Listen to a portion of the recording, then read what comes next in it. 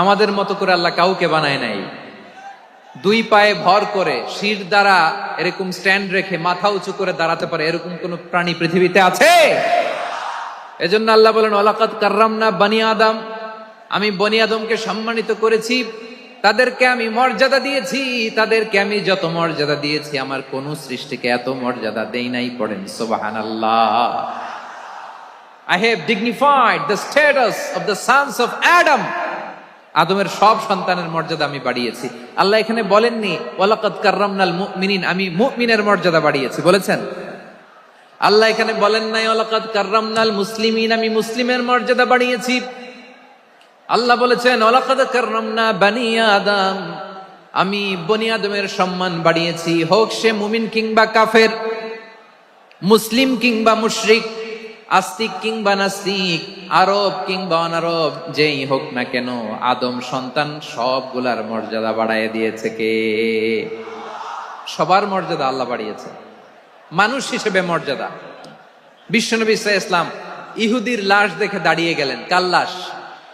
ইহুদির লাশ দেখে দাঁড়ায় গেলেন। সাহাবারা বললেন ইয়া রাসূলুল্লাহ, আপনি দাঁড়ালেন যে, এটা তো ইহুদির লাশ। বিশ্বনবী বললেন আওয়ালাইসাত নাফসান, এটা কি মানুষ নয়? এটা হোক ইহুদি হোক খ্রিস্টান, এটা তো মানুষ। আমি মানুষ দেখে দাঁড়িয়েছি। আই স্যালিউট দ্য হিউম্যানিটি, আমি মানবতাকে সম্মান করেছি। পড়েন সুবহানাল্লাহ। তাহলে এই জমিনে মানুষের মর্যাদা বেশি, হোক আস্তিক হোক নাস্তিক, হোক মুমিন কিংবা কাফের। আদমের সন্তান হলে মানুষ হলেই তার মর্যাদা বাড়িয়েছে কে? আমার কলিজার টুকরা যশোরের ভাইয়েরা, মানুষের মর্যাদা আল্লাহ এত বাড়িয়েছেন, মানুষ জীবিত থাকলেও যেমনি মর্যাদাবান, মরে গেলেও মর্যাদাবান। সুবহানাল্লাহ পড়েন। মানুষ মরে গেলে এই ডেড বডিটা কি হয়? পচে যায়, গলে যায়, মাটির সাথে মিশে যায়। তাই বলে আপনি ডেড বডির সাথে যাচ্ছে তাই করতে পারবেন না। পারবেন? কেউ যদি অন্যায় করে তাকে যদি আপনি শাস্তির আওতায় আনেন, যা মনে চায় করতে পারবেন না। তারা আগুন দিয়ে পোড়াতে পারবেন না, নাক কাটতে পারবেন না, কান কাটতে পারবেন না, অঙ্গ বিকৃতি করতে পারবেন না। কারণ মানব জাতির মর্যাদা স্বয়ং দিয়েছে কে? পচে যাবে, গলে যাবে। তারপর ইসলাম বলে না, খবরদার, এই মরা লাশটারও একটা মর্যাদা আছে না নাই? ইসলাম বলে এই লাশটা গলে যাবে, পচে যাবে, কিন্তু এটার অমর্যাদা করো না। কর্পূর দিয়ে, খেজুর পাতা দিয়ে এটাকে ওয়ার্ম ওয়াটার দিয়ে, গরম পানি দিয়ে ধৌত করো। সাদা শুভ্র ধবধবে কাপড় দিয়ে লাশটাকে তুমি কাভার করো। তারপরে খাটিয়ার মধ্যে লাশটাকে রেখে বিশাল একটা প্রোগ্রাম করো, একটা ফিউনারাল প্রোগ্রাম করো। ওই প্রোগ্রামের ডানে বায়ে পেছনে লাশটারে রাখলে হবে না, প্রোগ্রামের একেবারে সামনটাতে তুমি লাশটাকে রাখো। সুবহানাল্লাহ। একটা ফিউনারাল প্রোগ্রাম করতে হবে, তাকে শেষ বিদায় জানাতে হবে, যেটাকে আমরা জানাজা বলি। কি বলি? জানাজা মানে মাইয়েতের জন্য দোয়া, তার জন্য দোয়া করা হয়। তাকে একটা সিস্টেমেটিক অর্ডারে কবরে রাখা হয়, সুন্দরভাবে সেটাকে কবরস্থ করা হয়, মাটি দেয়া হয়, পানি দেয়া হয়। তার মানে মরে গেলেও মানুষের সম্মান বাড়ায় দিয়েছে কে? এজন্য আল্লাহ বললেন ওয়ালাকাদ কাররামনা বানি আদম, বনি আদমের সম্মান মর্যাদা আমি আল্লাহ বাড়িয়ে দিয়েছি। মানুষের সম্মানে তুমি কখনো আঘাত করো না, ঠিক কিনা? তাহলে ভাই, প্রথম মেসেজ হচ্ছে, the first and foremost message tonight to the people of Jessore. আল্লাহ বলেন I have dignified the status of son of Adam, আমি বনি আদম সবার মর্যাদা বাড়িয়ে দিয়েছি। হোক আস্তিক নাস্তিক, হোক কাফের কিংবা মুশরিক, তার মর্যাদা বাড়াই দিছে কে? যখন বন্যা হয় আমরা ত্রাণ নিয়ে যাই, আমরা শুধু মুসলমানদেরকে ত্রাণ দেই নাকি? হ্যাঁ, আমরা মুসলমানকেও দেই, অমুসলমানকেও দেই, হিন্দুকেও দেই, বৌদ্ধকেও দেই। যেখানেই মানবতা বিপন্ন সেখানে ইসলামের হেল্পিং হ্যান্ড আছে না নাই? সুবহানাল্লাহ। কি দিন আমরা পেয়েছি, কি বিধান আমরা পেয়েছি। ওয়ালাকাদ কাররামনা বানি আদম, আমি বনি আদমকে সম্মানিত করেছি। এরপর আল্লাহ বললেন ওয়া হামালনাহুম ফিল বাররি ওয়াল বাহর, মানুষকে স্থলে এবং সমুদ্রে চলাচলের বাহন আমি দিয়েছি। স্থলে কিভাবে চলবে, জলে কিভাবে চলবে, এই বাহনের ব্যবস্থা করেছে কে? সেন্ট্রাল থেকে, সেন্ট্রালি যে ইনস্ট্রাকশন আসবে সেই ইনস্ট্রাকশনের এক চুল আমরা ডানে বায়ে যাব না। এইটা গণজাগরণের জন্য এইটা দরকার, ইসলামী বিপ্লবের জন্য এইটা দরকার। আমি চলাচলের যানবাহনের ব্যবস্থা করেছি। আমরা স্থলে ঘোড়ার উপরে চড়ি, উটের উপরে চড়ি, গাড়ির উপরে চড়ি। এই যে গাড়ির ইঞ্জিন বানাইছি আমরা, এটার মেধা দিয়েছে কে? আবার সাগরের মধ্যে আমরা নৌযান, জলযান, বড় বড় জাহাজ দিয়ে এক মহাদেশ থেকে আরেক মহাদেশ যাই, এক দেশ থেকে মালামাল গুলো আরেক দেশে পাঠাই। সাগরের ভেতরে নৌকাগুলোরে ধরে রাখলো কে? والفلك التي تجري في البحر بما ينفع الناس। মানুষের উপকার আছে এরকম সরঞ্জামাদি নিয়ে সাগরের উপরে বিশাল বিশাল জলযানগুলো চলে, এগুলো ডুবে যায় না, কাত হয়ে যায় না, পড়ে যায় না। এগুলোকে স্থিতিস্থাপকতাকে ঠিক করে রাখলো কে? আপনারা জাহাজ দেখেছেন? জাহাজ, হ্যাঁ, বাড়ি চট্টগ্রাম হইলে দেখতে পারতেন। দেখছেন? বিশাল বিশাল জাহাজ, বিশাল জাহাজ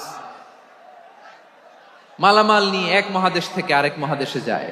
গত মাসে আমার জাপান সফর ছিল। এই যে বাংলাদেশে যে গাড়িগুলো চালান, বেশিরভাগ গাড়ি আসে কিন্তু জাপান থেকে। হাজার হাজার গাড়ি একটা জাহাজ বহন করতে পারে, হাজার হাজার গাড়ি। এটারে সাগরের মধ্যে ভাসাইলো কে? সবাই বলুন, ভাসালো কে? হাজার হাজার গাড়ি নিয়ে জাপানিজ গাড়িগুলো আমাদের চট্টগ্রামের এয়ারপোর্টের বন্দরে ভিড়ে। যুক্তরাষ্ট্রে আমি দেখেছি বিশাল বিশাল জাহাজ। আপনারা টাইটানিক জাহাজের নাম শুনেছেন? টাইটানিকেরও 8 গুণ 10 গুণ বড়। সুবহানাল্লাহ কইবেন না? টাইটানিক জাহাজের 8 গুণ 10 গুণ বড় একটা জাহাজ আছে, আইকন অফ দ্য সি। আমি দেখে এসেছি। রয়্যাল ক্যারিবিয়ান দেখে এসেছি। সাগরের সামনে জেটিতে যখন দাঁড়ালাম, জাহাজটা যখন যায়, আমার মনে হচ্ছে একটা শহর, গোটা শহর, the entire city is floating on the water. পুরো একটা শহর মনে হয় পানির উপর দিয়ে ভেসে যাচ্ছে। পড়েন সুবহানাল্লাহ। এই যে আইকন অফ দ্য সি, এই ক্রুজ, এই জাহাজটা, এটার ভিতরে স্টেডিয়াম আছে। কিসের ভিতরে স্টেডিয়াম? কথা বুঝে নাই বোধহয়। স্টেডিয়াম কিসের ভিতর? সুইমিং পুল আছে, শপিং মল আছে, রেস্টুরেন্ট আছে, ক্লাব আছে, 3000 4000 রুম বিশিষ্ট, কক্ষ বিশিষ্ট হোটেল আছে। এই সবগুলোর নিয়ে এগুলো চলে সাগরের এই দোলার মধ্যে, জলোচ্ছ্বাসের মধ্যে। এই সাগরের ভেতরে এই জাহাজগুলোর ভাষায় রাখছে কে? সূরাতুর রহমান আল্লাহ তাআলা বললেন, ওয়ালাহুল জাওয়ারিল মুনশাআতু ফিল বাহরি কাল আ'লাম ফাবিআইয়ি আলা, সবাই পড়েন, ফাবিআইয়ি আলাই রাব্বিকুমা তুকাযযিবান।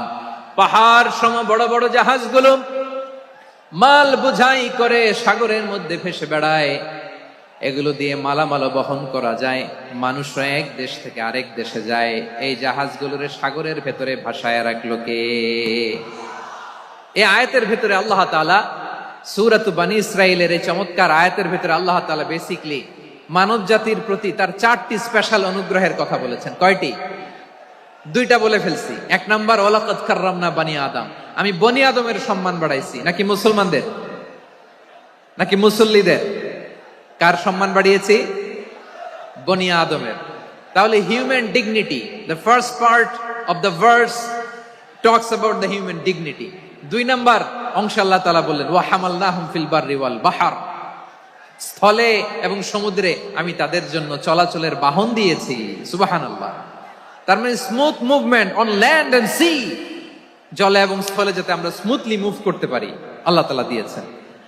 3 নাম্বার আল্লাহ তাআলা বললেন, ওয়া রাযাকনাহুম মিনাত তাইয়্যিবাত, মানুষের জন্য আমি পবিত্র রিজিকের ব্যবস্থা করেছি। জলে এবং স্থলে যত প্রাণী আছে সবগুলা প্রাণীকে রিজিক দেয় কে? আমাদেরকে রিজিক দেয় কে? সাগরের মাছগুলোকে, বড় বড় তিমি মাছগুলোরে রিজিক দেয় কে? বাতাসের মধ্যে ভেসে বেড়ানো বড় বড় পাখিগুলো, স্ক্যান্ডিনেভিয়ান কান্ট্রি থেকে লক্ষ লক্ষ কোটি কোটি পাখিগুলো যে এক দেশ থেকে আরেক দেশে ট্রান্সফার হয়, এগুলোর রিজিক দেয় কে? রব্বুল আলামিন বলেন, ওয়ামা মিন দাব্বাতিন ফিল আরদি ইল্লা আলাল্লাহি রিজকুহা ওয়া ইয়ালামু মুস্তাকাররাহা ওয়া মুস্তাওদাআহা কুল্লুম ফি কিতাবিম মুবিন। আল্লাহু আকবার। রব্বুল আলামিন বলেন, ভূপৃষ্ঠে বিচরণশীল যত প্রাণী আছে সব প্রাণীগুলোকে আমি আল্লাহ আমার নিজের কুদরতে রিজিকের বন্দোবস্ত করি।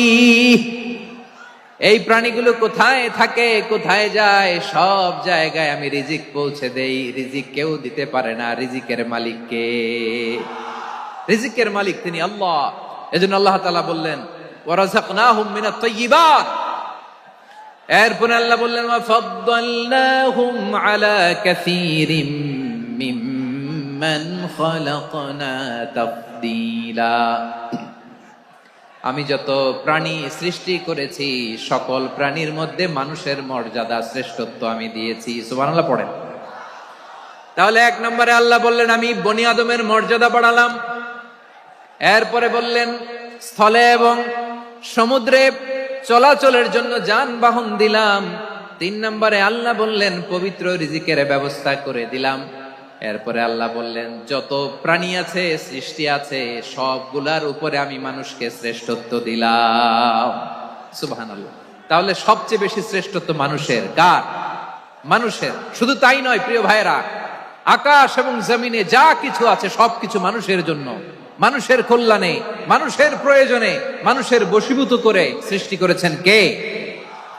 রব্বুল আলামিন বলেন, হুয়াল্লাযী খালাকা লাকুম মা ফিল আরদি জামিআ। এই জমিনের মধ্যে যা কিছু আমি আল্লাহ সৃষ্টি করেছি সব কিছু আমি মানুষের জন্য সৃষ্টি করেছি। পড়েন সুবহানাল্লাহ। হুয়াল্লাযী খালাকা লাকুম মা ফিল আরদি জামিআ। যা আছে সব আমাদের জন্য, সব আমাদেরকে সার্ভিস দেওয়ার জন্য, আমাদের উপকারের জন্য, আমাদের কল্যাণের জন্য। আওয়াজ করে সবাই পড়ুন আল্লাহু আকবার। অন্য আয়াতে আল্লাহ বললেন, ওয়াসাখখারা লাকুম মা ফিস সামাওয়াতি ওয়া মা ফিল আরদি জামিআম মিন ইন্না ফি যালিকা লাআয়াতিন লিকাউমি ইয়াতাফাক্কারুন।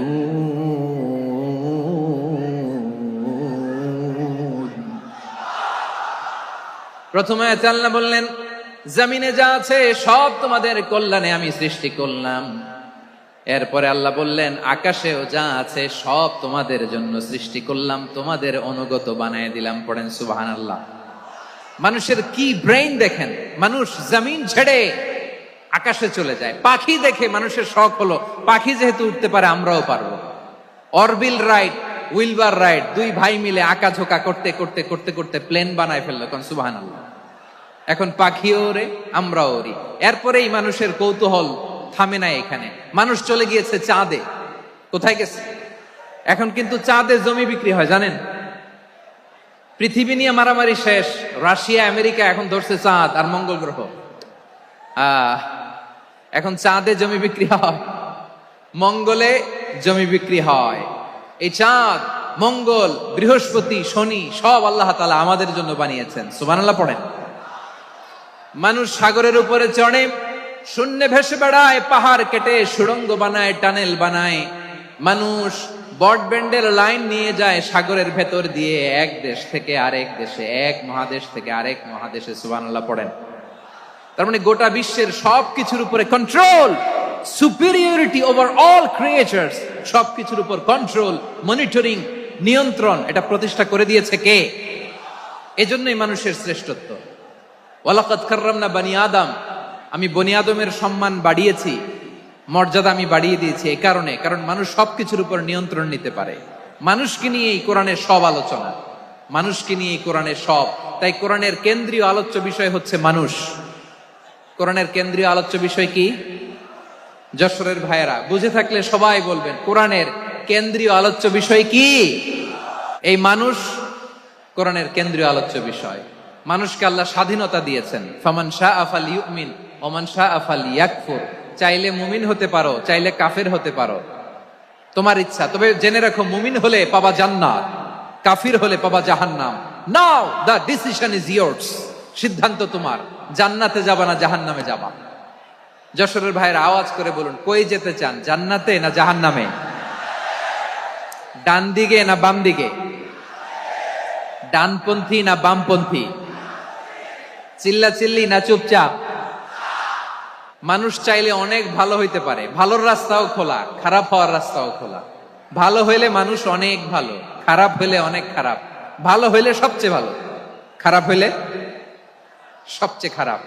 এজন্য সিদ্ধান্ত আপনাকে নিতে হবে। আল্লাহ তাআলা বলছেন, লাকাদ খালাকনাল ইনসানা ফি আহসানি তাকওয়িম সুম্মা রাদাদনাহু আসফালা সাফিলিন। আমি মানুষকে অনেক সুন্দর অবয়বে, সুন্দর আকৃতিতে সৃষ্টি করেছি। তার শুধু চেহারার ডিজাইনটাই সুন্দর নয়, তার ব্রেনটা বড্ড সুন্দর, তার মানসিকতা বড্ড সুন্দর, তার সৃজনশীলতা বড্ড সুন্দর। পড়েন সুবহানাল্লাহ। আমাদের চেহারা, অবয়ব, ডিজাইন যে সুন্দর তা না, আমাদের ব্রেনটা অনেক সফিস্টিকেটেড ব্রেন, অনেক সফিস্টিকেটেড। এই 1.5 কেজি ব্রেন ইউজ করে মানুষ গোটা বিশ্বে সভ্যতা বিনির্মাণ করেছে, ঠিক কিনা? এই ব্রেন আল্লাহ তাআলা আমাকে দিয়েছে। এটারে কাজে লাগালে, আপনার 6 সেন্স কাজে লাগালে আপনি অনন্য মানুষ হয়ে উঠবেন, মহামানবে রূপান্তরিত হবেন। মানুষ হতে পারে, চাইলেই মহামানব হতে পারে। আবার যদি মানুষ চায় খারাপও হতে পারে। আল্লাহ বললেন শুধু ভালোই না, ভালো হতে চাইলে অনেক ভালো তুমি হতে পারো, আবার খারাপ হতে চাইলে অনেক খারাপ তুমি হতে পারো। সুম্মা রাদাদনাহু আসফালা সাফিলিন। খারাপ হলে একেবারে খারাপ হতে পারো, নিকৃষ্ট হলে একেবারে নিকৃষ্ট হতে পারো, ভালো হলেও ভালো হতে পারো। কোন সুবহানাল্লাহ। এবার আওয়াজ করে বলুন, ভালো হতে চাই না খারাপ? শ্রেষ্ঠ না নিকৃষ্ট? মানুষ ভালো হলে মানুষ ফেরেশতার চেয়েও ভালো, মানুষ খারাপ হলে সে পশুর চেয়েও খারাপ। কথা ঠিক কিনা বলেন? ভালো হলে ফেরেশতার চেয়েও ভালো, খারাপ হলে পশুর চেয়েও নিকৃষ্ট। তার মানে শ্রেষ্ঠত্বে মানুষ, শ্রেষ্ঠত্বে ফেরেশতাকে হার মানায়, আর অধপতনে শ্রেষ্ঠত্বে ফেরেশতাকে ছাড়িয়ে যায়, আর অধপতনে পশুকেও হার মানায়।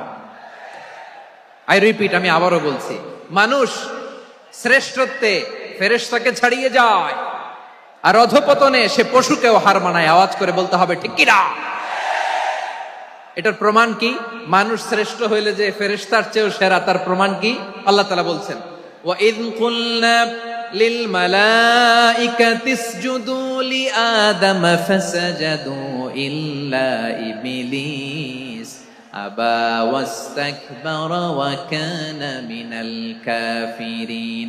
আল্লাহ বলেন, স্মরণ করো সে সময়ের কথা যখন আমি ফেরেশতাদেরকে বললাম, ও ফেরেশতারা আদমকে সেজদা দাও। সব ফেরেশতারা সম্মান সূচক সেজদা আদমকে দিল, তারা আদমের জন্য সেজদায় লুটিয়ে পড়লো, একজন ছাড়া, তার নাম ইবলিস। আওয়াজ করে বলেন, তার নাম কি? সে অহংকার প্রদর্শন করলো, সে কাফের হয়ে গেল, বাকি সব ফেরেশতারা সেজদা দিল। সুবহানাল্লাহ। আবার আদম আলাইহিস সালামকে আল্লাহ জিজ্ঞেস করলেন, সব বলে দিল উত্তর, কিন্তু ফেরেশতাদেরকে একই প্রশ্ন জিজ্ঞেস করলেন, তারা উত্তর করতে পারে নাই। তার মানে এর মধ্য দিয়ে প্রমাণিত হয়, মানুষ ভালো হলে ফেরেশতার চেয়েও ভালো, ফেরেশতার চেয়েও মানুষের মর্যাদা বাড়িয়ে দিয়েছে কে? সব নূরের ফেরেশতা যখন মাটির আদমকে সেজদা দেয়, এটা প্রমাণ করে ফেরেশতার চেয়েও মানুষের মর্যাদা বাড়িয়ে দিয়েছে কে? তুমি মাটির আদমকে প্রথম সৃষ্টি করিয়া ঘোষণা করিয়া দিলে শ্রেষ্ঠ বলিয়া, তাই তো নূরের ফেরেশতা করে আদমকে সেজদা। ঠিক কিনা বলেন? তাই তো নূরের ফেরেশতা করে আদমকে সেজদা, সবার চেয়ে সম্মান দিলে মাটির আদমকে। আল্লাহু আল্লাহু তুমি জাল্লে জালালুহু, শেষ করা তো যায় না গে তোমার গুণগান। পড়েন না? পড়েন, আল্লাহু আল্লাহু তুমি জাল্লে জালালুহু, শেষ করা তো যায় না গে তোমার গুণগান। আল্লাহু আল্লাহু, আল্লাহু আকবার। আদমের মর্যাদা বেশি, মানুষের মর্যাদা বেশি, মানুষ শ্রেষ্ঠ, তার প্রমাণ নূরের ফেরেশতা মাটির আদমকে সেজদা করে। আওয়াজ করে বলেন ঠিক কিনা? তাহলে মানুষ ভালো হলে ফেরেশতার চেয়ে ভালো। আবার মানুষ যদি খারাপ হয়, সে পশুর চেয়েও খারাপ, অধপতনে পশুত্বকে হার মানায়। তার প্রমাণ তার প্রমাণ কি? তার প্রমাণ হচ্ছে যশোরের ভাইরা দেখবেন পত্রিকায়, নিউজ পেপারে মাঝে মাঝে এরকম দেখা যায়, এক মানুষ আরেক মানুষকে হত্যা করে। দেখেন, মানুষ যদি খারাপ হয় সে পশুকেও হার মানায়। চিল্লায় বলো ঠিক কিনা? এমনও দুশ্চরিত্র মানুষ আছে যার বদ নজর থেকে, যার নজর থেকে 6 মাসের ছোট্ট মেয়ে থেকে শুরু করে 80 বছরের বৃদ্ধারাও নিরাপদ নয়। প্রিয় ভাইয়েরা, চোখ কান নাক মুখ থাকলেই মানুষ না। যা সামনে দেখেন এগুলো সব মানুষ না, এগুলো জনসংখ্যা। এগুলো কি? সবাই বলুন, এগুলো কি? বাড়ছে জনসংখ্যা, কমছে মানুষ। বাড়ছে জনসংখ্যা, কমছে। এই দুনিয়া এখন তো সেই দুনিয়া নাই, মানুষ নামের মানুষ আছে, দুনিয়া বোঝাই, সেই মানুষের ভিড়ে আমার আসল মানুষ নাই। ঠিক কিনা? আসল মানুষের বড্ড অভাব, আসল মানুষের বড্ড অভাব। আমার ভাইয়েরা, মানুষ খারাপ হলে পশুকেও হার মানায়। যে বাবাকে মেরে, স্বামীকে মেরে স্ত্রীকে বিধবা বানায়, তারও ঘরে স্ত্রী আছে। তাহলে আমরা বুঝলাম মানুষ ভালো হলে অনেক ভালো, খারাপ হলে অনেক খারাপ। ও আমার কলিজার টুকরা যশোরের ভাইয়েরা, আসুন না 3 দিন ব্যাপী এই তাফসিরুল কোরআনের ঐতিহাসিক প্রোগ্রাম থেকে আমরা সিদ্ধান্ত নেই, আমরা ভালো মানুষ হব নাকি খারাপ মানুষ হব। কলিজা থেকে, প্রাণ থেকে আওয়াজ করে সবাই বলুন, ভালো মানুষ নাকি খারাপ মানুষ? ভালো মানুষ হইতে হবে। ভালো মানুষ যারা জগৎটাকে এনলাইটেন করবে, যারা এনলাইটেন করবে, যারা সত্যের বীর সেনানী হয়ে দাঁড়াবে, যারা সত্যের পক্ষে কথা বলবে, যারা জালিমের মসনদকে ভেঙে খান খান করে দেবে। এরকম হওয়ার দরকার আছে না নাই? এরকম ভালো মানুষ আমরা হতে চাই কি চাই না? মানুষকে যত্ন নিলে মানুষ যে কত ভালো হয় আপনি কল্পনাও করতে পারবেন না। এই যে আপনাদের যশোরে যে ভালো ছেলেগুলো আছে, যে ভালো তরুণগুলো আছে, যে যুবকগুলো আছে, যে ভালো আলেমরা আছে, ভালো নেতারা আছে, সবাই যদি তাদের মতো হতো, পুরো যশোরটা একটা জান্নাতের টুকরা হয়ে যেত। আওয়াজ করে বলেন ঠিক কিনা? মানুষকে নার্চারিং করলে, মানুষকে পলিশ করলে, মানুষকে গ্রুমিং করলে, মানুষকে সঠিক তারবিয়া দিলে মানুষ অনন্য হয়ে ওঠে। প্রতিটি মানুষ অনন্য। আমি অনন্য, আপনি অনন্য, আমরা সবাই অনন্য। সুবহানাল্লাহ বলেন। মানুষকে আল্লাহ তাআলা দিয়েছেন অসীম ক্ষমতা, অসীম ক্ষমতা। সুবহানাল্লাহ। একটা মানুষ পারে না এমন কিছু নাই, একটা মানুষ পারে না এমন কিছু নাই। বিশ্বাস করতে হবে, মানুষ যা কল্পনা করতে পারে ওইটা মানুষ করে দেখাতে পারে। তুমি তোমার কল্পনার রাজ্যকে সাজাও, তোমাকে হারাতে পারে এমন কোন শক্তি আল্লাহর জমিনে নাই। তোমার কি শক্তি, কি সম্ভাবনা তুমি জানোই না মিয়া। তুমি এদিকে তাকাও কেন? তোমার রাস্তা তো ওই দূরে। Plan big, dream big. কল্পনার শক্তিকে বড় করো। মানুষ যা কল্পনা করতে পারে মানুষ তা করে দেখাতে পারে। মানুষের কাছে অসাধ্য কিছু নাই, মৃত্যু ছাড়া, এক্সেপ্ট ডেথ। মৃত্যু ছাড়া মানুষ সবকিছুকে জয় করতে পারে। মৃত্যু ছাড়া যে কোনো অসাধ্যকে সাধন করার ক্ষমতা মানুষকে দিয়ে দিয়েছে কে? হারার জন্য তোমার জন্মই হয় নাই, তোমার জন্ম হয়েছে জিতার জন্য, বিজয়ের জন্য তোমার জন্ম। মানুষের শুরুটাই হয় বিজয় দিয়ে। যশোর, আওয়াজ করে বলো, মানুষের শুরু হয় কি দিয়ে? আমরা যখন আমার পিতার পৃষ্ঠদেশে ছিলাম, পিতার পৃষ্ঠদেশ থেকে শুক্রাণু যখন মায়ের গর্ভদেশে যেয়ে পড়ে, কতটা শুক্রাণু ভ্রমণ শুরু করে জানো? 20 কোটি শুক্রাণু। একবার সিমেন আউট হলে সেখানে 20 কোটি শুক্রাণু থাকে, ভ্রমণ শুরু করে। ওই 20 কোটি শুক্রাণুর মধ্যে থেকে তুমি আমি আজকে এক বিকশিত শুক্রাণু মানব রূপে পৃথিবীতে এসেছি। সুবহানাল্লাহ। ওই 20 কোটি শুক্রাণুর প্রতিযোগিতায় সবাইরে পেছনে ফেলে সেদিন আমি সফল হয়েছিলাম, সেদিন আমি বিজয়ী হয়েছিলাম। সেদিন আমি এত ছোট ছিলাম, মাইক্রোস্কোপ দিয়েও আমার অস্তিত্ব টের পাওয়া যায় না। আমি এত তুচ্ছ ছিলাম, নগণ্য ছিলাম। আমার কান ছিল না, আমার চোখ ছিল না, আমার হাত ছিল না, আমার জন্য রিকমেন্ডেশন করার মতো মামু ছিল না, খালা ছিল না, কেউ ছিল না। তারপরেও ওই প্রতিযোগিতায়, ওই কম্পিটিশনে যখন আমারে কেউ হারাতে পারে নাই, আল্লাহর জমিনেও আমারে কেউ হারাতে পারে না। হারার জন্য তোমার জন্মই হয় নাই, তুমি আসছোই জিতার জন্য। সুবহানাল্লাহ। বিশ্বনবী বলেন, আন্নাসু মাআদিন কামাআদিনি যাহাবি ওয়াল ফিদ্দা খিয়ারুহুম ফিল জাহিলিয়াতি খিয়ারুহুম ফিল ইসলাম। Peoples are like mines of gold and silver. সোনার খনি, রূপার খনি, এর চেয়েও বড় খনি হচ্ছে এই মানব সম্পদের খনি। আওয়াজ করে বলেন আল্লাহু আকবার। আল্লাহ তাআলা এই সম্পদ আমাদেরকে দিয়েছে। বিশ্বনবী বলেন, মানুষ হচ্ছে খনির মতো। খিয়ারুহুম ফিল জাহিলিয়াতি খিয়ারুহুম ফিল ইসলাম। জাহিলি যুগে যারা সেরা, ইসলামেও তারা সেরা। ইদা ফাকহু, যদি তারা বুঝবান হয় তাহলে তাদেরকে সেরা বানায় দিবে কে? তাহলে মানুষের চেয়ে সেরা কেউ হতে পারে? মানুষের চেয়ে অনন্য কেউ হতে পারে? মানুষকে কেউ হারাতে পারে? আওয়াজ করে বলো, তোমাকে কেউ হারাতে পারবে? এই সাহস জাগছে আজকের আলোচনা থেকে। আমি তুমি অনন্য, আমাকে তোমাকে হারায় দেওয়া এত সহজ না, ঠিক কিনা? একটা কথা জীবনের সাথে সেট করে নিতে হবে, আমি জিতি নয় শিখি, আমি কখনো হারি না। জীবনের সাথে সেট করে নাও, জেনজি অফ জেসর, আমি কখনো হারি না, আমি হয় জিতি নয় শিখি। চিল্লায় বলো ঠিক কিনা? আমি কখনো হারি না, আমার হারানো এত সোজা না। কি সাহস জাগছে? বুকে সাহস জাগছে? তাকবীর পড়ো, লিল্লাহে তাকবীর। তাহলে বিশ্বনবী বললেন, নাসু মাআদিন, মানুষ হচ্ছে খনি। এই ধাক্কা ধাক্কি, আমি জানি এগুলো ভালোবাসার ধাক্কা ধাক্কি, এজন্য আমি সহ্য করে নেই। এগুলো যে ভালোবাসার ধাক্কা ধাক্কি, এটা আমরা বুঝি। পৃথিবীর কোন আইন, সিকিউরিটি প্রটোকল দিয়ে এটারে মানানো যাবে না, কারণ এটা তো ভালোবাসা, লাভ। লাভ কোন আইন কানুন দিয়ে বাধা যায় না, মানানো যায় না, ঠিক কিনা বলো? আল নাসু মাআদিন, মানুষ হচ্ছে খনি। এই খনির যত্ন নিতে হবে। আমার মা বাবা যারা এসেছেন, আপনার ছেলে মেয়ের যত্ন নেন। আপনার ছেলের মধ্যে যে কি পটেনশিয়াল আপনি জানেন না। আপনার এই ছোট্ট অবুজ ছেলেটাই আগামী দিনের শায়েখ আহমদুল্লাহ হবে। আপনার হেফজখানায় পড়া ওই ছোট্ট ছেলেটাই আগামী হক হবে।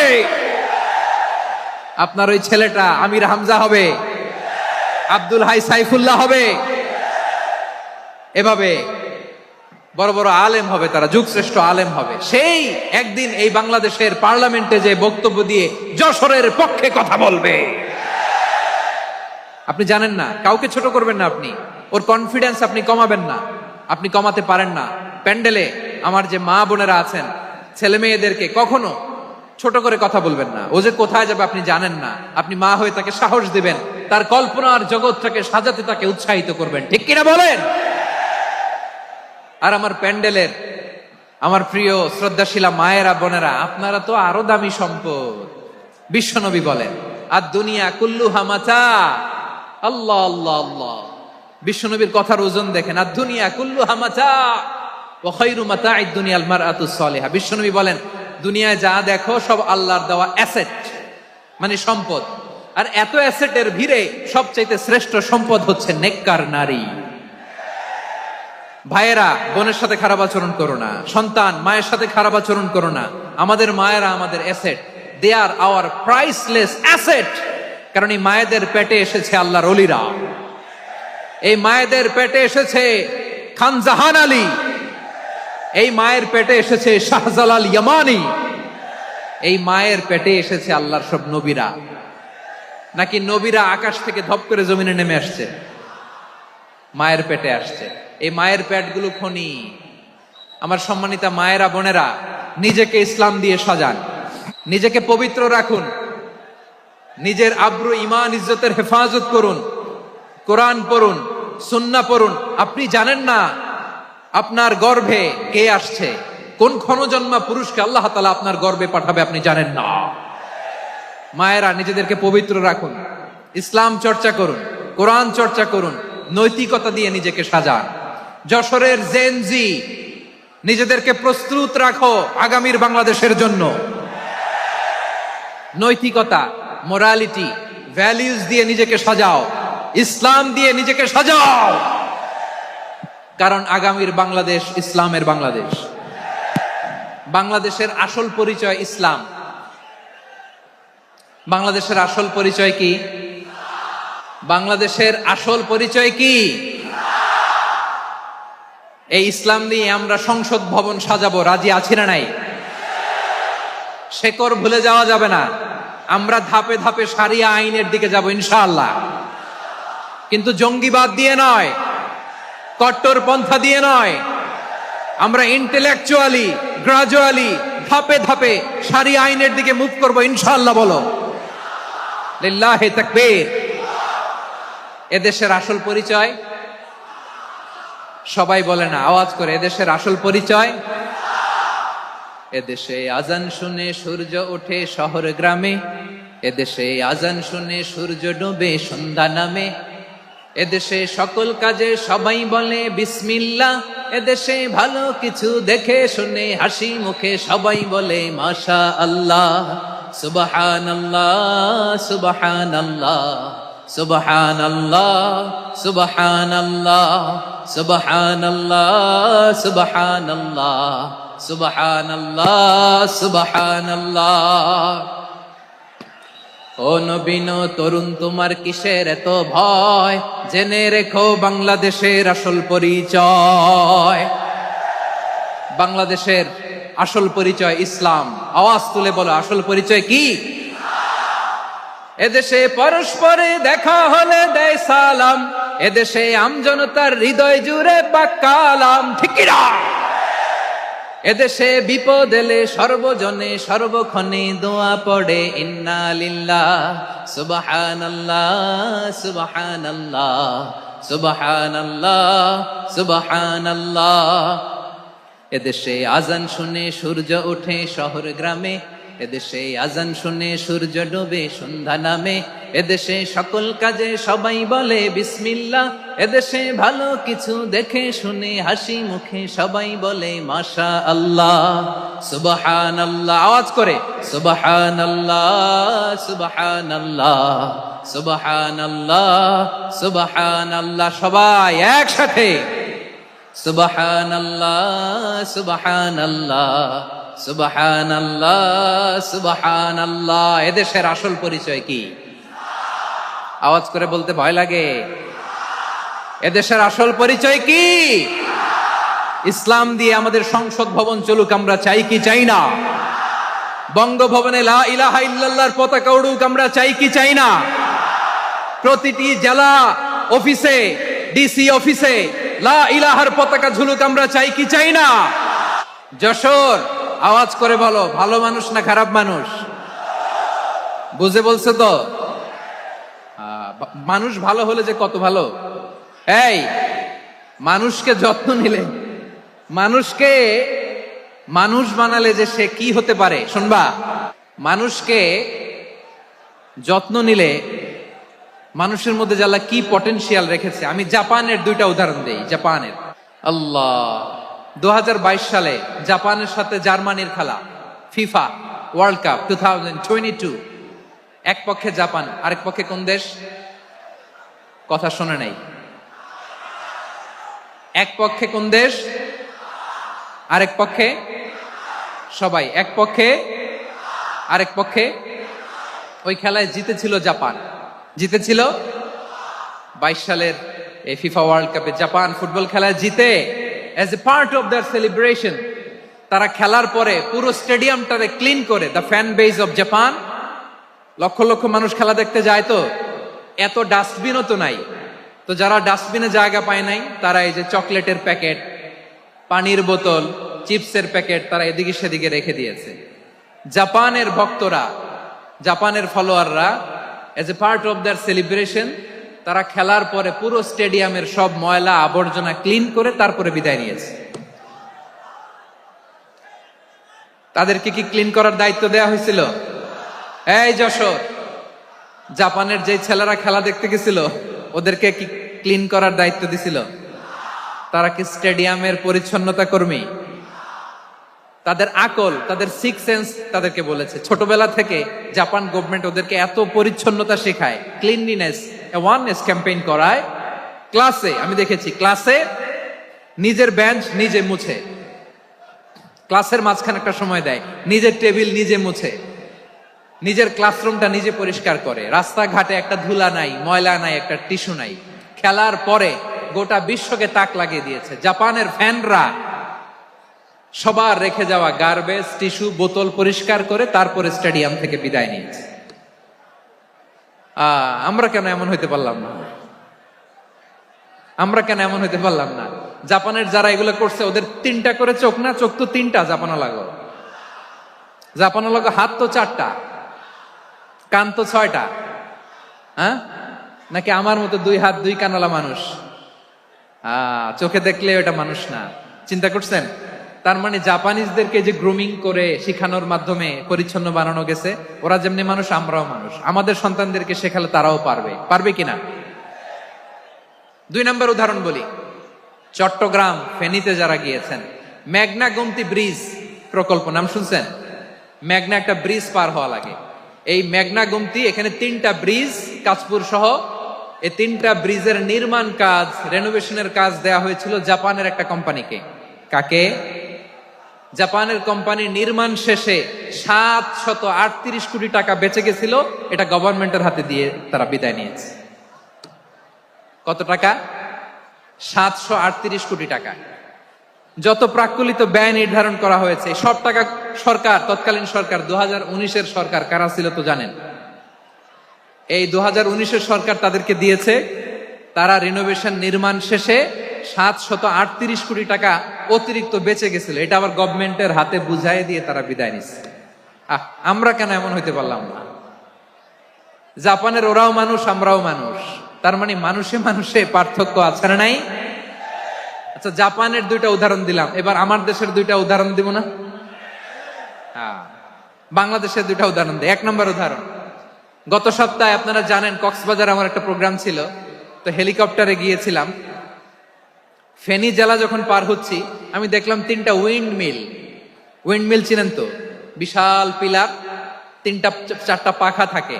বায়ু বিদ্যুৎ কেন্দ্র, বাংলাদেশের প্রথম বায়ু বিদ্যুৎ কেন্দ্র এটা।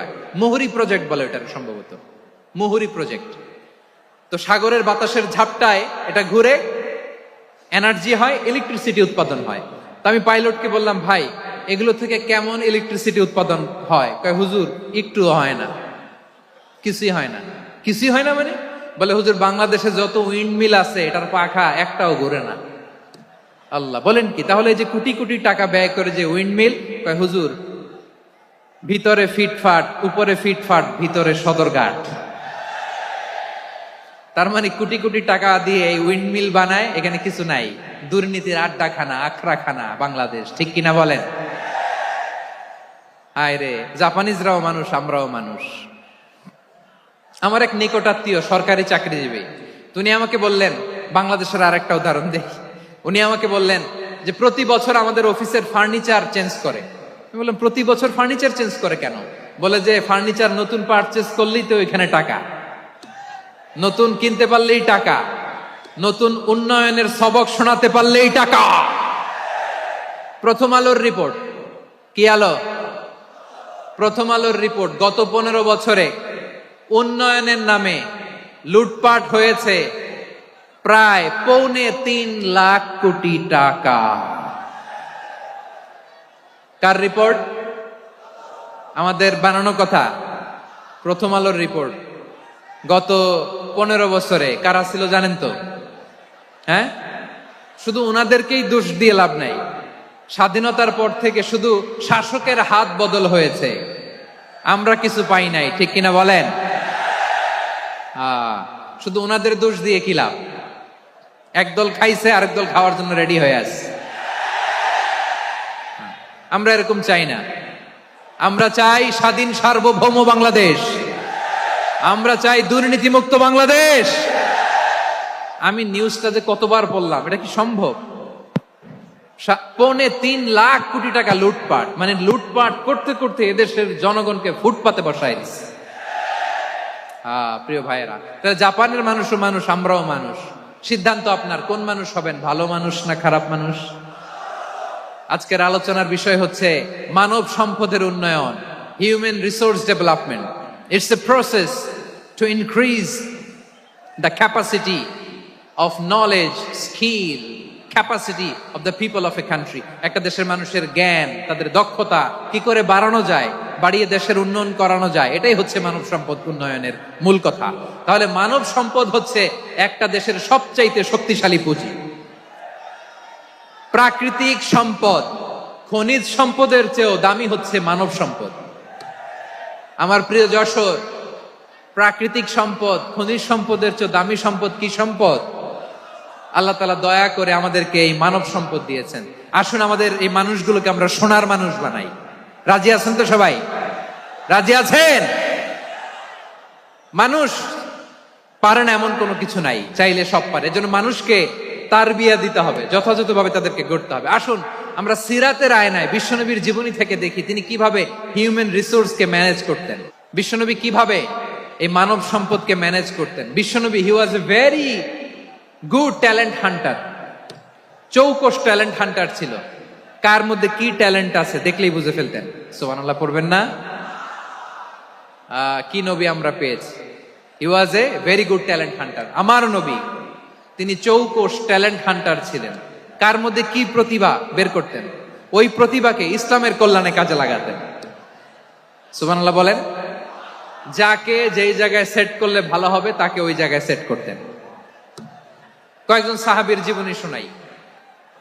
আবু মাহজুরা রাদিয়াল্লাহু তাআলা আনহু, মক্কার মুয়াজ্জিন, আগে ছিল মুশরিক, পরে হইছে মুমিন। উনি কিভাবে মুমিন হইলেন এই ঘটনাটা একটু আপনাদের শোনাতে চাই। হুনাইনের যুদ্ধ, 8ম হিজরি, বিষ্ণু ঈসা ইসলাম হুনাইনের যুদ্ধ শেষে ফিরতেছেন। পথিমধ্যে বেলাল রাদিয়াল্লাহু তাআলা আনহু, 8ম হিজরি। কত হিজরি? সবাই বলেন না একটু, কত হিজরি? 8ম হিজরিতে হুনাইনের যুদ্ধে রাসূল সাল্লাল্লাহু আলাইহি ওয়াসাল্লাম ফিরে আসতেছেন মদিনায়। পথিমধ্যে বেলাল রাদিয়াল্লাহু তাআলা আনহু আযান দিচ্ছেন। কি দিচ্ছেন? তো পাশে ছিল মুশরিকদের একটা পল্লী, কিছু মুশরিক তরুণ, কিছু অমুসলিম কিশোর, তারা আযানকে ব্যঙ্গ করতেছে। আমাদের বাংলায় মুখ ভেঙ্গানো বলে আর কি। বেলাল রাদিয়াল্লাহু তাআলা আনহু আযান দিচ্ছেন, ওই বাচ্চাগুলো মুশরিক তো, ওরা আযানকে ব্যঙ্গ করতেছে, বিকৃতি করে ওরাও আযান দিচ্ছে। উদ্দেশ্য হচ্ছে আযানকে নিয়ে ঠাট্টা করা। উদ্দেশ্য, ব্যাপারটা মনে কষ্ট পাওয়ার মতো ব্যাপার না? কিন্তু বিশ্বনবী ওইখানে দেখেন কি খুঁজলেন। বিশ্বনবী খেয়াল করলেন অমুসলিম কিশোরদের মধ্যে থেকে একটা কিশোরের গলাটা বড় দরাজ গলা, কণ্ঠটা বড় সুন্দর।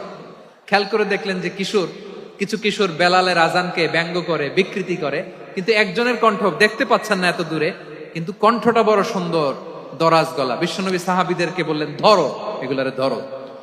সবগুলারে ধরে বিশ্বনবীর সামনে আনা হলো। ওরা হাঁটু গেড়ে বসলো। বিশ্বনবী বললেন, তোমাদের মধ্যে কে যেন ব্যঙ্গ করে আযান দিচ্ছিল, তার গলাটা বড় উঁচু, গলার বেসটা বড় মজবুত, মেলোডিয়াস, সুমধুর কণ্ঠ, কে?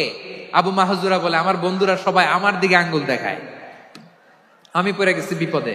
রাসূল সাল্লাল্লাহু আলাইহি ওয়াসাল্লাম বাকি অমুসলিম তরুণদেরকে ছেড়ে দিলেন, বললেন তোমরা যাও। এবার আবু মাহজুরারে পাইছে। আবু মাহজুরার চুলের মধ্যে হাত দিলেন বিশ্বনবী, মাথায় হাত দিয়ে বললেন, এবার আযান দাও দেখি। আবু মাহজুরা বলে, আমি তো আযান দিতে জানি না, কারণ আমি তো বেলালেরটা শুইনা দিছি, আমার তো মুখস্থ নাই, আমি তো আযান দিতে জানি না। বিশ্বনবী বললেন, জানো না? তাহলে আসো, আমি তোমারে শিখাই দেই। সুবহানাল্লাহ পড়ে। আবু মাহজুরা হাঁটু গেড়ে বসে, বিশ্বনবীর মোবারক হাত আবু মাহজুরার চুলের মধ্যে। বিশ্বনবী আযানের মুআল্লিম আবু মাহজুরাকে বলতেছে, ঠিক আছে তোমারে শিখাই দিচ্ছি, আমি যা যা বলবো আমার সাথে সাথে বলো, পারবা? আবু মাহজুরা বলে, পারবো। বিশ্বনবী আযান দিচ্ছেন, মাথায় হাত দিয়ে আল্লাহু আকবার, আল্লাহু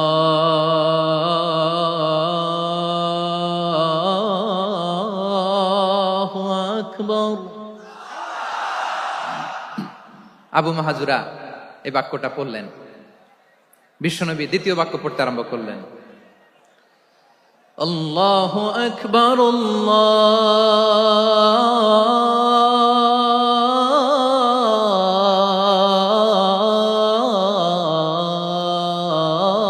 আল্লাহু আকবার। আবু মাহজুরা এই বাক্যটা বললেন। বিশ্বনবী আবু মাহজুরার মাথার মধ্যে হাত দিয়ে তৃতীয় বাক্য বললেন, আশহাদু আল্লা ইলাহা ইল্লাল্লাহ।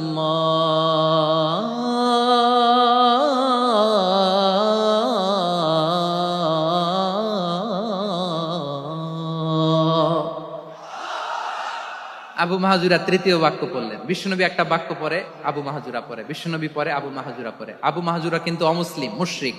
আবু মাহাজুরা বলে, এক একটা বাক্য পড়ি আমার কলিজাটা গলে ঠান্ডা হয়ে যায়। এতদিন মোহাম্মদকে গালি দিতাম, এখন মোহাম্মদ আমার মাথায় যখন হাত রাখছে আমার সারা শরীর ঠান্ডা হয়ে গেছে। বিশ্বনবী আজান শিখাচ্ছেন, একটা একটা বাক্য পড়ে আবু মাহাজুরাও পড়ে, বিশ্বনবী পড়ে আবু মাহাজুরাও পড়ে। পুরো বাক্যগুলো যখন শেষ, আজান শেষ, আবু মাহাজুরাও যখন পুরো আজান পড়লেন, আবু মাহাজুরা বললেন, এতদিন মোহাম্মদের চেহারা দেখলে আমার ঘৃণা লাগতো, আজ থেকে মোহাম্মদের চেহারার চেয়ে প্রিয় চেহারা আমার কাছে নাই। আবু মাহাজুরা বললেন, ও মুহাম্মদ, আজানের বাক্য তো আপনি আমারে শেখালেন, এখানেই শেষ করবেন না, আপনি আমারে পড়ায় দেন লা ইলাহা ইল্লাল্লাহু মুহাম্মাদুর রাসূলুল্লাহ সাল্লাল্লাহু আলাইহি ওয়াসাল্লাম। বিশ্বনবীর সাথে দাঁড়িয়ে উনি শাহাদা পড়ে মুসলমান হয়ে গেলেন। এবার আবু মাহাজুরা বলে, ইয়া রাসূলুল্লাহ, ইয়া হাবিবাল্লাহ, আমি মুমিন হয়েছি, মুসলমান হয়েছি, আপনার কাছ থেকে আজান শিখার সৌভাগ্য আমি লাভ করেছি গো নবী। আমার কণ্ঠের বড় তারিফ করেছেন আপনি, আমার আজানকে আপনি পছন্দ করেছেন। একটা জিনিস আপনার কাছে চাই, আপনি আমাকে মক্কার মসজিদুল হারামের মুয়াজ্জিন হিসেবে অ্যাপয়েন্ট করে দে। বিষ্ণু ইসলাম বললেন, যাও আবু মাহজুরা, আমি তোমাকে পৃথিবীর শ্রেষ্ঠতম মসজিদ মক্কার মসজিদুল হারামের মুয়াজ্জিন হিসেবে অ্যাপয়েন্ট করে দিলাম।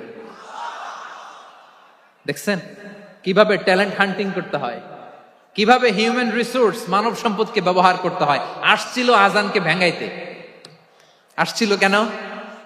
আজানকে ব্যঙ্গ করার জন্য, বিকৃত করার জন্য। আজানকে বিকৃত করতে যে ইসলামের সবচেয়ে শ্রেষ্ঠ মসজিদের মুয়াজ্জিন হয়ে গেল। পড়েন সুবহানাল্লাহ। হযরত আবু মাহজুরা রাদিয়াল্লাহু তাআলা আনহু ওনার এই সুললিত কণ্ঠ ব্যবহার করে মসজিদুল হারামে এত সুন্দর করে আল্লাহু আকবার বলে আজান দিতেন। মানুষগুলোর, মুসল্লিগুলোর, মক্কাবাসীর হৃদয়কে তিনি বিগলিত করে দিতেন। মানুষের হৃদয়কে ঠান্ডা হয়ে যেত। শুধু এখানেই শেষ না আমার যশোরের ভাইয়েরা। বিশ্বনবী যখন সাইয়েদনা আবু মাহজুরা রাদিয়াল্লাহু তাআলা আনহুকে আজান শিখাচ্ছিলেন, বলেন তো বিশ্বনবীর হাতটা কোথায় ছিল? আবু মাহজুরার মাথার সামনে, এই চুলের উপরে ছিল। আবু মাহজুরা ওই স্মৃতিটাকে ধারণ করবার জন্য, ওই স্মৃতিকে বহন করার জন্য বিশ্বনবীর মোবারক হাত আবু মাহজুরার কপালের চুলের যেই জায়গায় লেগেছে, মৃত্যুর আগের দিন পর্যন্ত আবু মাহজুরা মাথার ওই চুলে কোনোদিন ছুরি আর কামার লাগায় নাই, সেখানে কেচি লাগায় নাই, চুলের মধ্যে খুর লাগায় নাই। আবু মাহজুরা ডান দিকের চুল কাটতো, বাম দিকের চুল কাটতো, পেছনের চুল কাটতো, সামনের চুল কাটতো না। আবু মাহজুরা রাদিয়াল্লাহু তাআলা আনহুর সামনের চুলগুলো বড় হতে হতে যখন এত বড় হয়ে যায়, তিনি চুলগুলো পেঁচিয়ে মাথার মধ্যে রাখতেন। তারপরে তিনি পাগড়ি পরতেন। সবাই জিজ্ঞেস করতো, আবু মাহজুরা, এটা আবার কেমন স্টাইল? দেখতে তোমার কি বিদঘুটে লাগে, কেমন অড লাগে, কেমন খারাপ দেখা যায়। মক্কায় এমন কোন মানুষ তো দেখি নাই, ডানে চুল কাটে, বায়ে চুল কাটে, পেছনে চুল কাটে, সামনে কাটে না। ওরে আবু মাহজুরা, কেমন দেখা যায় তোমারে, তুমি সামনের চুল কাটো না কেন? আবু মাহজুরা বলে, আমি হাঁটু গেড়ে পেয়ারা নবীর সামনে বসেছিলাম, আমার এই মাথার চুলের মধ্যে মুবারক হাত লাগিয়ে বিশ্বনবী নিজে আমাকে আজানের প্রতিটা বাক্য শিক্ষা দিয়েছেন। বিশ্বনবীর মোবারক হাত, পবিত্র হাত আমার মাথার চুলের যেই জায়গায় লেগেছে, আমি চাই ওই চুলগুলা নিয়ে আমি আমার কবরের ভিতরে যাব। সাইয়েদনা আবু মাহজুরা রাদিয়াল্লাহু তাআলা আনহু ইন্তেকালের আগের পর্যন্ত মাথার সামনের চুলগুলা কাটে নাই। সামনের চুলগুলো বড় হতে হতে এত বড় ছিল, পেঁচিয়ে রেখে পাগড়ি করতেন, কাটতেন না। নবীর হাত লেগেছিল। সুবহানাল্লাহ পড়েন। তাহলে what is the lesson? Moral of the story কি? মোরাল অফ দ্য স্টোরি হচ্ছে, আসছিল আজানকে ব্যঙ্গ করার জন্য, বিকৃত করার জন্য, হয়ে গেল মসজিদুল হারামের মুয়াজ্জিন। দেখেন বিশ্বনবী একটা খারাপ সিচুয়েশনের মধ্যে থেকে কি ভালো জিনিস বের করে আনলেন। আমি যে শুরুতে বলেছি কিভাবে তিনি হিউম্যান রিসোর্সকে ডেভেলপ করেছেন, ম্যানেজ করেছেন। তিনি যে চৌকস ট্যালেন্ট হান্টার ছিল, দেখেন সবার মধ্যে থেকে এর বাছাই করে মুয়াজ্জিন বানাই দিয়েছেন। সুবহানাল্লাহ পড়েন। তার মানে এই না সবাইরে ধরে ধরে উনি মুয়াজ্জিন বানাইছেন। যার যেই ট্যালেন্ট আছে তাকে ওই কাজে অ্যাসাইন করেছেন। যার যেই প্রতিভা আছে তার প্রতিভাকে ইসলামের কাজে লাগিয়েছেন। সুবহানাল্লাহ পড়েন। যায়েদ বিন সাবিত রাদিয়াল্লাহু তাআলা আনহু নাম শুনেছেন? যশোর কথা বেরোয় না। যদি জিজ্ঞাসা সালমান খানের নাম শুনছেন, সবাই হাত তুলবে, জি হুজুর শুনছি, মানে সব দেখা শেষ। সালমান খান, আমির খান, অমুক খান, সব খান মুখস্থ, কিন্তু যায়েদ বিন সাবিতের নাম মুখস্থ নাই মুসলমানদের। যেই সাহাবী মাথার সামনের চুল কাটে নাই, মসজিদুল হারামের মুয়াজ্জিন বানাইছেন বিশ্বনবী, ওই সাহাবীর নাম কি? খায়া ফেলাইছে, স্লোগানের সাথে খায়া ফেলাইছে। আবু মাহজুরা। কি নাম? আবু মাহজুরা আল জুমাহি রাদিয়াল্লাহু তাআলা আনহু। এই নামটা আজকে নিয়ে যাইতে হবে যশোর। আবু মাহজুরা রাদিয়াল্লাহু তাআলা আনহু। 2 নম্বরে বলছিলাম যায়েদ বিন সাবিত রাদিয়াল্লাহু তাআলা আনহু। বিশ্বনবী দেখলেন মদিনার এই আনসারী সাহাবী হাইলি ট্যালেন্টেড, ইন্টেলেকচুয়াল, মেরিটোরিয়াস, জ্ঞানের প্রতি তার আকর্ষণ, মারাত্মক আকর্ষণ। বিশ্বনবী তাকে দায়িত্ব দিলেন, কোরআন যা নাজিল হয় তুমি লিখো, কাতিবুল ওহী বানায় দিলেন। সুবহানাল্লাহ। যায়েদ বিন সাবিতরে আবার আজান শিখান নাই, কারণ তার মধ্যে বিশ্বনবী প্রতিভা দেখেছেন, একাডেমিক প্রতিভা। বিশ্বনবীর একাডেমিক প্রজেক্ট গুলো তিনি হ্যান্ডেল করতেন। যায়েদ বিন সাবিত ছিল বিশ্বনবীর ব্যক্তিগত সচিব। কি ছিল? ব্যক্তিগত সচিব। বোঝেন নাই? বিশ্বনবীর ব্যক্তিগত সচিব এবং দোভাষী। ইহুদিরা কিছু লিখে দিলে এটার অর্থ বিশ্বনবীরে বুঝায় দিতেন, আবার ইহুদিদের কাছে কিছু লিখতে হলে তিনি লিখে দিতেন। বিশ্বনবী একদিন বললেন, ইন্নী ওয়াল্লাহি মা আমানু ইয়াহুদা আলা কিতাব। ইহুদিরা বুঝি না, আরেক ইহুদি আইনে অর্থ করা লাগে। আবার ইহুদিদের কাছে কিছু লিখে পাঠাইতে চাইলে আমরা তো লিখতে পারি না, ইহুদিরে দিয়ে লেখা লাগে। ওরা যে পয়রা শোনায় লিখে দেয়, আমি ওদের বিশ্বাস করি না, আমার নিজের একজন লোক দরকার। বিশ্বনবী এই যায়েদ বিন সাবিতকে চুজ করলেন ল্যাঙ্গুয়েজের জন্য। উনি বললেন, যায়েদ তোমার সফট স্কিলকে ডেভেলপ করতে হবে, তুমি হিব্রু ল্যাঙ্গুয়েজ শিখে ফেলো। যায়েদ বিন সাবিত বলল, বিশ্বনবীর মোটিভেশন আর ইন্সপিরেশন পেয়ে আমি 15 দিনে ইহুদিদের এই হিব্রু ল্যাঙ্গুয়েজ শিখে ফেললাম।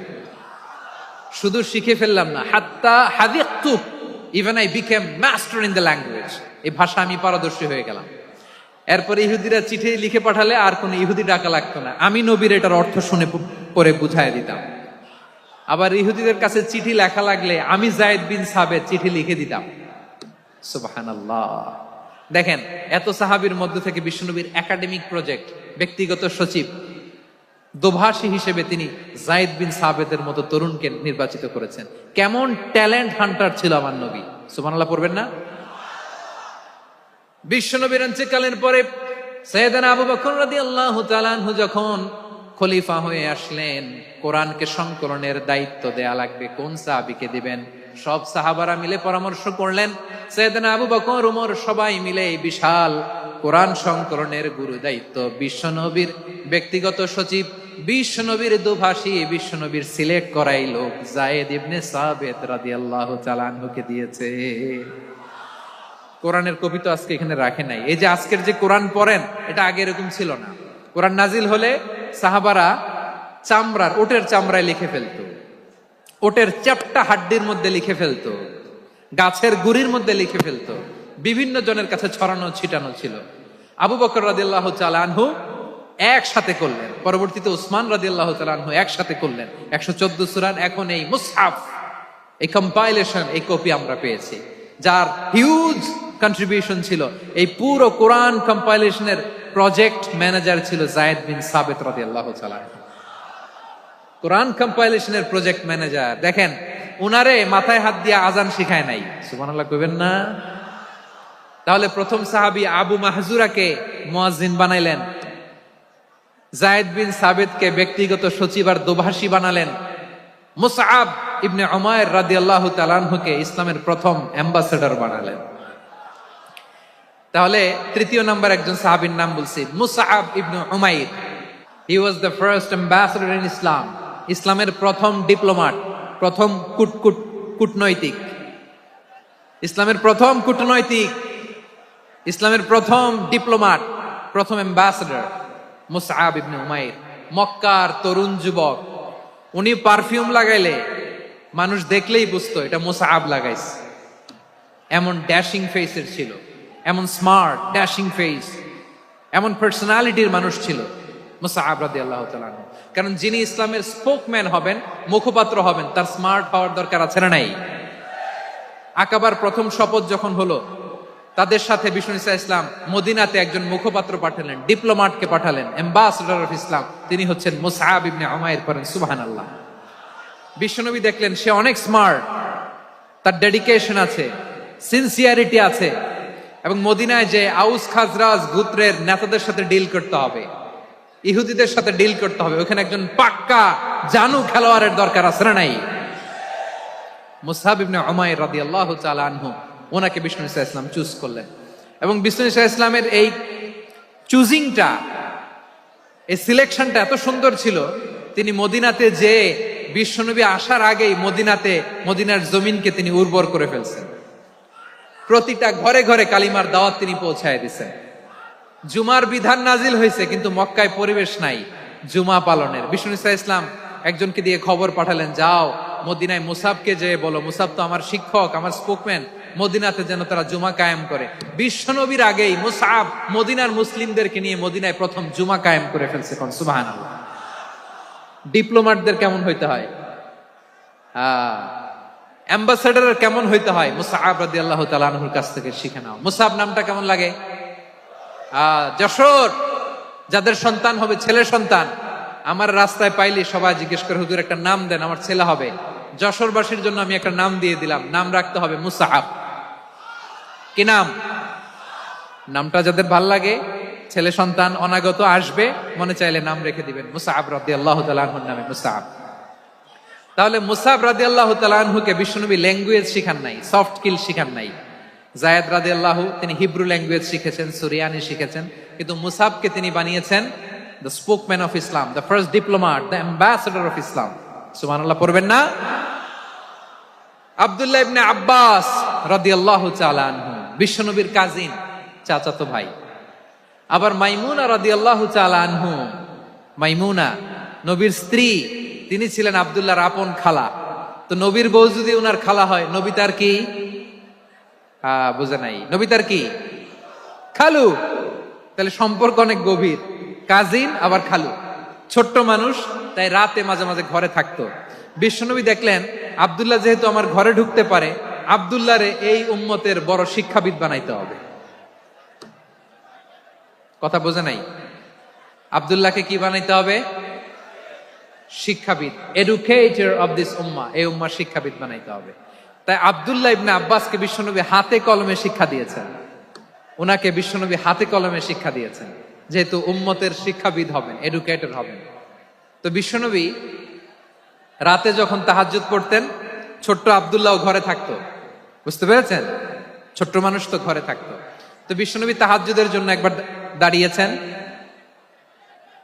ছোট্ট আব্দুল্লাহ ওযু করে দাঁড়াইছে। আচ্ছা বলেন তো, ইমাম আর মুসল্লি মোট যদি দুইজন হয়, একজন ইমাম একজন মুসল্লি, তো মুসল্লি ইমামের কোন দিকে দাঁড়াবে? ডানে দাঁড়াবে। ছোট্ট আব্দুল্লাহ বুঝে নাই, বিশ্বনবী তাহাজ্জুদ শুরু করেছেন, উনি ইক্তেদা করছেন আর দাঁড়াইছেন বায়ে। কোথায় দাঁড়িয়েছেন?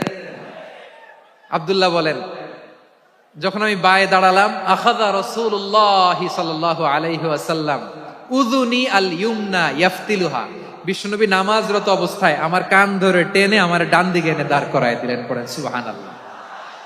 দেখেন, হাতে কলমে শিক্ষা। আর জীবনে ভুল হবে? কথা কয় না, আর ভুল হবে? আর ভুল হবে না। এভাবে বিশ্বনবীর অনেক সঙ্গ পেয়েছেন, সফর করেছেন, একই বাহনে বসেছেন, এক বাহনে বসে লম্বা নাসিহত করেছেন, বলেছেন, ইয়া গোলাম ইহফাজিল্লাহ ইয়াহফাজকা, ইহফাজিল্লাহ তাজিদহু তুজাহাক, ইযা সাআলতা ফাসআলিল্লাহ ওয়া ইযা ইসতাআনতা ফাসতাইন বিল্লাহ। আল্লাহর বিধান মানো, আল্লাহর বিধান রক্ষা করো, আল্লাহ তোমায় রক্ষা করবে। আব্দুল্লাহ, চাইতে হলে আল্লাহর কাছে চাও, সাহায্য চাইতে হলে আল্লাহর কাছে সাহায্য চাও। মনে রাখো, গোটা বিশ্বের সবাই যদি তোমার সাহায্য করতে চায়, ততটুকুই করতে পারবে যতটুকু আল্লাহ তোমার নসিবে রেখেছে। গোটা বিশ্ব যদি তোমার বিরুদ্ধে ষড়যন্ত্রে দাঁড়িয়ে যায়, ক্ষতি ততটুকু করতে পারবে যতটুকু তোমার জন্য বরাদ্দ আছে। এর বাইরে কিছু করতে পারবে না। আওয়াজ করে বলেন ঠিক কিনা? এভাবে হাতে কলমে শিখিয়েছেন। বিশ্বনবীর সঙ্গ পেয়েছেন। উনাকে বিষ্ণু ইসলাম শিক্ষাবিদ, এডুকেটেড অফ দিস উম্মাহ হিসেবে সিলেক্ট করেছেন, হাতে কলমে শিখিয়েছেন। বিশ্বনবী একবার প্রকৃতির ডাকে সাড়া দিয়ে এসেছেন। এখন কি করতে হবে? নামাজের জন্য অজু করতে হবে। বিশ্বনবী এসেই দেখেন অজুর বদনায় পানি ভরা, খুশি হয়ে গেলেন। বললেন, কে রেখেছে পানি? একজন বলল, আব্দুল্লাহ রেখেছে। বিশ্বনবী অত্যন্ত খুশি হলেন। খুশি হয়ে একটা দোয়া করলেন, বললেন, আল্লাহুম্মা ফাক্কিহু ফিদ-দীন ওয়া আল্লিমহু তা'ওয়ীল। আল্লাহ, তুমি আব্দুল্লাহকে দ্বীনের বুঝ দিও আর কোরআনের তাফসীর শিক্ষা দিও। বিশ্বনবীর এই দোয়া এমন লাগছে, উনি রাইসুল মুফাসসিরিন, এই পৃথিবীতে যত মুফাসসির ছিল, যত মুফাসসির আসবে, সকল মুফাসসিরের সম্রাট হিসেবে স্বীকৃত হয়েছেন। আব্দুল্লাহ ইবনে আব্বাস, বিশ্বনবী ওনারে আজান শিখান নাই, বিশ্বনবী ওনারে ল্যাঙ্গুয়েজ শিখান নাই, বিশ্বনবী ওনারে অ্যাম্বাসেডর বানান নাই, হাতে কলমে শিক্ষা দিয়েছেন। ছোট্ট মানুষ, বিশ্বনবী ইন্তেকাল করলেন। আবু বকরের সময় গেল, ওমরে ফারুকের খেলাফত, তখনও তিনি তরুণ। ওমরে ফারুক রাদিয়াল্লাহু তাআলা আনহু ওনার ক্যাবিনেট মিনিস্ট্রির বৈঠকে এ আব্দুল্লাহ ইবনে আব্বাসকে পাশ দিয়ে বসায় রাখতেন। বয়স্ক সাহাবারা এটা পছন্দ করতো না। তারা বলতো, ঘটনা কি? আব্দুল্লাহর মতো ছেলে নাতি আমাদের আছে, এরা কেন রাখে ওমরে ফারুক? ওমরে ফারুক এটা টের পেলেন। তিনি বুঝতে পারলেন যে ক্যাবিনেট মেম্বাররা এটা পছন্দ করে না, ছোট্ট আব্দুল্লাহরা কেন রাখি, কেন যে রাখি, এটা একদিন বুঝাবো। একদিন মিটিং এ তিনি সবাইকে বললেন, ইদা জাআ নাসরুল্লাহি ওয়াল ফাতহ। এই আয়াত দ্বারা উদ্দেশ্য কি বলেন তো মুরব্বী সাহাবীরা? এক সাহাবী বলেন, এই সূরা দ্বারা উদ্দেশ্য, আল্লাহ বলেছেন আমাদেরকে বিভিন্ন ল্যান্ড, বিভিন্ন এলাকা বিজয় করতে হবে। ওমরে ফারুক বললেন, না, হয়নি। আরেকজন বললেন, বিজয় হওয়ার পর আমাদের বেশি বেশি আল্লাহর বরত্বের ঘোষণা দিতে হবে, এটা উদ্দেশ্য। ওমরে ফারুক বললেন, না, হয় নাই। যারা জিজ্ঞেস করেন কেউ পারে না। সব শেষে বিশ্বনবী ছোট্ট আব্দুল্লাহরে বলেন, আব্দুল্লাহ, ইদা জাআ নাসরুল্লাহি ওয়াল ফাতহ, এর দ্বারা উদ্দেশ্য কি বলতো? ছোট্ট আব্দুল্লাহ বলেন, হুয়া আজালু রাসূলিল্লাহ। এই আয়াত দ্বারা বিশ্বনবীর বিদায়কে উদ্দেশ্য নেওয়া হয়েছে। ওমরে ফারুক বললেন, হাযা হুয়া, এটাই তো সঠিক উত্তর, এটাই সঠিক তাফসীর এই আয়াতের। কারণ ইদা জাআ নাসরুল্লাহি ওয়াল ফাতহ, যখন আল্লাহর সাহায্য আর বিজয় আসবে, ওয়া রাআইতান নাসা ইয়াদখুলুনা ফি দীনিল্লাহি আফওয়াজা, আপনি দেখবেন দলে দলে, ঢলে ঢলে, বানের পানির মতো মানুষ ইসলামের দিকে ঢুকতেছে। ইসলামের বিজয় হয়েছে। তো ইসলামের বিজয়ের মিশন নিয়ে নবী আসছে। বিজয়ী যখন হয়ে গেছে, এখন তো নবীর বিদায় হবে। জোরে বলেন ঠিক কিনা? কোন সাহাবী এই সূক্ষ্ম কথাটা ধরতে পারে নাই, ওই আব্দুল্লাহ ছাড়া। আব্দুল্লাহ যখন উত্তর দিছে, সব সাহাবীদের টনক নড়েছে। এরপর থেকে কোন ক্যাবিনেট মিটিং এ আর কোন সাহাবারা কোনো প্রশ্ন করে নাই। আওয়াজ করে পড়েন সুবহানাল্লাহ। বিশ্বনবী আব্দুল্লাহ ইবনে আব্বাসকে দ্য এডুকেটর অফ দ্য উম্মাহ, উম্মার শিক্ষাবিদ হিসেবে গ্রহণ করেছেন। আওয়াজ করে পড়তে হবে আল্লাহু আকবার। সাহাবীদের নামগুলো মনে থাকবে? এক নম্বরে আবু মাহজুরা, মুয়াজ্জিন বানাইছেন। যায়েদ ইবনে সাবিত, দোভাষী, ট্রান্সলেটর অফ প্রফেট, এবং তিনি ছিলেন বিশ্বনবীর ব্যক্তিগত সচিব। মুসআব ইবনে উমাইর, the first ambassador and diplomat of Islam. আব্দুল্লাহ ইবনে আব্বাস, এই উম্মার সবচেয়ে বড় এডুকেটর, শিক্ষাবিদ। আরেকজন ছিল আব্দুল্লাহ ইবনে মাসউদ রাদিয়াল্লাহু তাআলা। দুই আব্দুল্লাহ, আব্বাস গেল, আরেকজন হচ্ছে মাসউদ। মক্কার তরুণ, ছাগল পালতো মুশরিকের। বিশ্বনবী আর আবু বকর রাদিয়াল্লাহু তাআলা আনহু একবার গেলেন, যে দেখে এই তরুণ দাঁড়ায় আছে। বিশ্বনবী বলেন, আমি খুব ক্ষুধার্ত, তোমার কাছে কি দুধ আছে ছাগলের? আব্দুল্লাহ ইবনে মাসউদ বলে, আছে। ওয়ালাকিন আনা মু'তামান, কিন্তু যে দুধ আছে এটা আমানতের, আমি দিতে পারবো না। বিশ্বনবী এইটা শুনেই তার টার্গেট করে ফেলছে। আনা মু'তামান, দুধ আছে, কিন্তু এটা আমার মালিকের, আমি তো দরদ দেখাই, আমার মালিকের দুধ আপনি পথিক, আপনারা দিতে পারি না। বিশ্বনবী টার্গেট করে ফেলছেন, এরে আমার কাজে লাগাইতে হবে। বিশ্বনবী বললেন, আচ্ছা ঠিক আছে, দুধ দিও না, কিন্তু এমন ছাগি আছে কিনা যেই ছাগির সাথে কোনো ছাগলের মিলন হয় নাই, তার ওলানে দুধও আসে নাই, বাচ্চাও নাই, এরকম ছাগির থেকে যদি আমি দুধ খাই তাহলে তো সমস্যা নাই। বলতেছে, এরকম ছাগির থেকে দুধ খাইলে সমস্যা নাই, কারণ এরকম ছাগির ওলান থেকে দুধ আসবেও না। বলতেছে, ঠিক আছে, এরকম একটা ছাগি নিয়ে আস। নিয়ে আসা হলো। বিশ্বনবী বিসমিল্লাহ বলে ওই ছাগির ওলানে হাত দিলেন। হাত দিতে দেরি, পুরো ওলানটা দুধে ভরে যেতে দেরি হয় না। বিশ্বনবী আর আবু বকর রাদিয়াল্লাহু তাআলা আনহু দহন করে পেট ভরে খেলেন। এই দৃশ্য আব্দুল্লাহ ইবনে মাসউদের হৃদয়ে দাগ কাটলো। এই মুজিজা দেখে তিনি বললেন, আশহাদু আল্লা ইলাহা ইল্লাল্লাহ ওয়া আশহাদু আন্না মুহাম্মাদুর রাসূলুল্লাহ। তিনি ষষ্ঠ মুসলিম ছিলেন, 6 নম্বর মুসলমান। ওনাকে টার্গেট করে বিশ্বনবী দেখলেন এমন ইন্টেলেকচুয়াল ব্রেন, উনি সূক্ষ্ম সূক্ষ্ম জিনিস বুঝে বেশি, ফিকহি জ্ঞান ওনার মধ্যে বেশি। বিশ্বনবী ওনাকে কোরআনের জ্ঞান শিক্ষা দিতে লাগলেন। উনি বিশ্বনবী সবার কাছে কোরআন শোনায়, কিন্তু বিশ্বনবী নিজে আব্দুল্লাহ ইবনে মাসউদের কাছ থেকে কোরআন শুনতো। বিশ্বনবী একবার বললেন, ইকরা আলাইয়া ইয়া মাসউদ। ইবনে মাসউদ একবার শোনাও তো কোরআন দেখি। আব্দুল্লাহ ইবনে মাসউদ বলে, আকরাউ আলাইকা ওয়া আলাইকা উনজিল। নবী, আপনার উপর কোরআন নাজিল হয় আর আমি আপনার সামনে কোরআন পড়বো। বিশ্বনবী বললেন, ইন্নী উহিব্বু আন আসমাআহু মিন গায়রি। আমি নিজে পড়তে যেমনি ভালোবাসি, অন্যে পড়ুক আমি শুনবো, এটাও আমি ভালোবাসি। সূরা নিসা তিনি তেলাওয়াত করে শুনিয়েছেন। এমন সূক্ষ্ম সূক্ষ্ম বিষয় বিশ্বনবী উনাকে ধরিয়ে দিয়েছেন। উনি হয়ে গিয়েছেন আব্দুল্লাহ ইবনে আব্বাস, হয়েছেন রাইসুল মুফাসসিরিন, উই হয়ে গিয়েছেন ফাকিহুল উম্মাহ। উনার চাইতে বড় ফকি এই পৃথিবী আর দেখবে না। চিল্লায় বলেন সুবহানাল্লাহ। উনি বলতেন, ওয়াল্লাহি ওয়াল্লাহি ইল্লাযী লা ইলাহা গায়রু মা উনজিলাত সূরাতুন ইল্লা ওয়া আনা আ'লামু আইনা উনজিলাত ওয়া ফীমা উনজিলাত। বিশ্বনবী এমন ভাবে কোরআনের দার্স আমাকে দিয়েছেন, কোরআনে যত সূরা নাজিল হয়েছে, যেখানে নাজিল হোক না কেন আমি জানি এটা কোথায় নাজিল হয়েছে এবং কোন প্রেক্ষাপটে নাজিল হয়েছে। এমন একটা সূরা নাই যে সূরার কোথায় নাজিল হয়েছে আমি মাসুদের জানা নাই, কোন প্রেক্ষাপটে নাজিল হয়েছে আমার জানা নাই। এরকম ঘটবে না। চিল্লায় বলেন আল্লাহু আকবার। এই আব্দুল্লাহ ইবনে মাসউদ রাদিয়াল্লাহু তাআলা আনহু ওমর ফারুকের সময় কুফার চিফ জাস্টিস ছিলেন। কুফা নগরীর চিফ জাস্টিস। চিফ জাস্টিস বুঝেন নাই? বিচারপতি। কি ছিলেন? সবাই বলে নাই কি ছিলেন? বিচারপতি ছিলেন। এবং ওনার যে ফিকহি জ্ঞানের ধারা, এটাই আলকামা, ইব্রাহিম আন-নাখাই, হাম্মাদ ইবনে সুলাইমান হয়ে ইমাম আবু হানিফা পর্যন্ত পৌঁছেছে। এবং ওনার ফিকহি জ্ঞানের ধারাই হানাফি মাযহাবে অ্যাকসেপ্ট হয়েছে। আজও এগুলো হানাফি মাযহাবে চর্চিত হয়। হানাফি মাযহাবের সব ফিক আব্দুল্লাহ ইবনে মাসউদের ফিকহি জ্ঞানের ধারা থেকে নেওয়া হয়েছে। চিল্লায় পড়েন সুবহানাল্লাহ। তাহলে উনাকে বিশ্বনবী বানিয়েছেন জুরিস্ট, আইনবিদ, ফাকিহ। উনারে আজান শিখান নাই। হিউম্যান রিসোর্স ডেভেলপমেন্ট কিভাবে করবেন, মানব সম্পদের উন্নয়ন কিভাবে করতে হয়, কিভাবে যার যেখানে প্রতিভা কাজে লাগাতে হয় উনি দেখিয়েছেন। সুবহানাল্লাহ পড়বেন না? খালিদ বিন ওয়ালিদ নাম শুনছেন? কে কে শোনেন নাই হাত তোলেন। কি ছিলেন?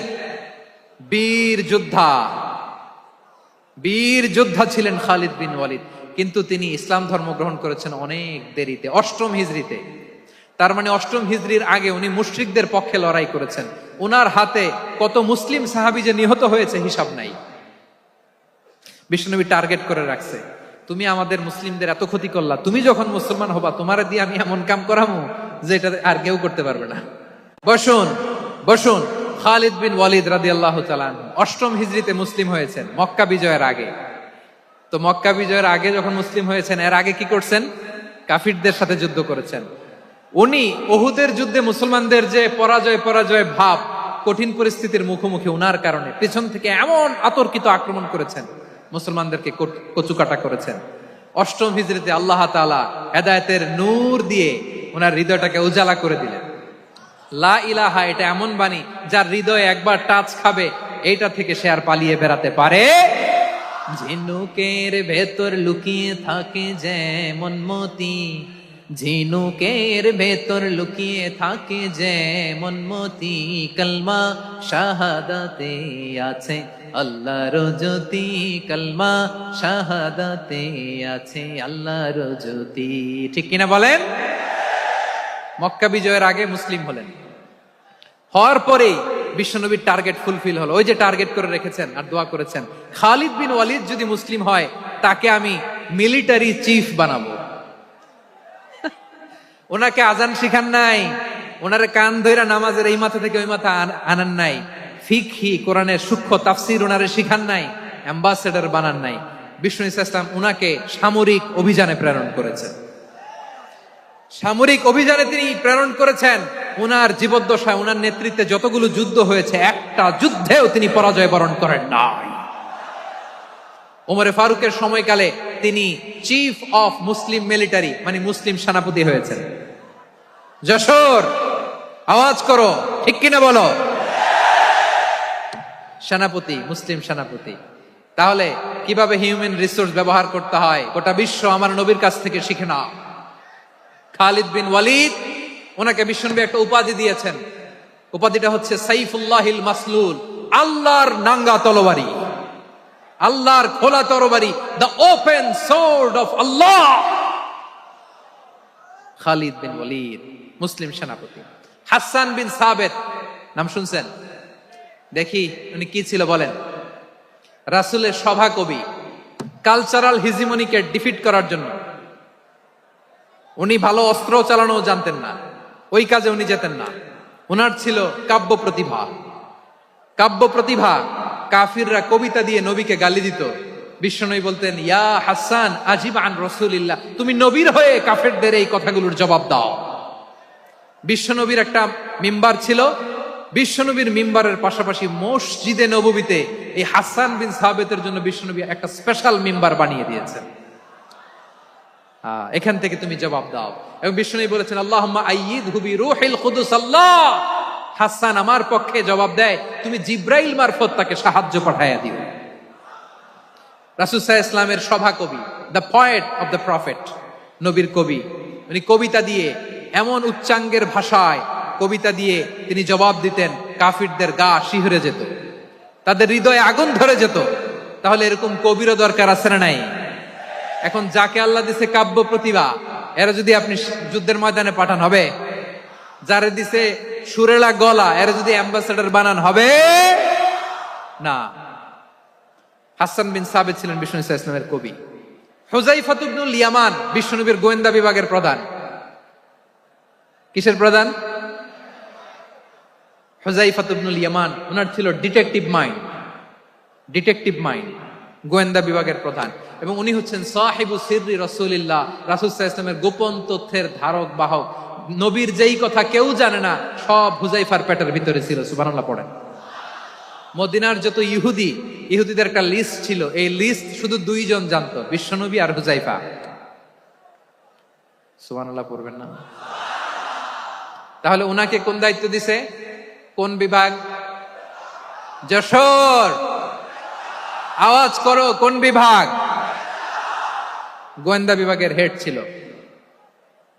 খন্দকের যুদ্ধে প্রচন্ড আজকের মতো শৈত্য প্রবাহ, মাটি খনন করতে করতে সাহাবীদের পেটে ক্ষুধা নাই, দাঁড়াইতে পারে না নামাজের জন্য, এত ক্লান্ত, ক্ষুধা, ক্লান্ত, শ্রান্ত। বিশ্বনবী বললেন, কে আছো?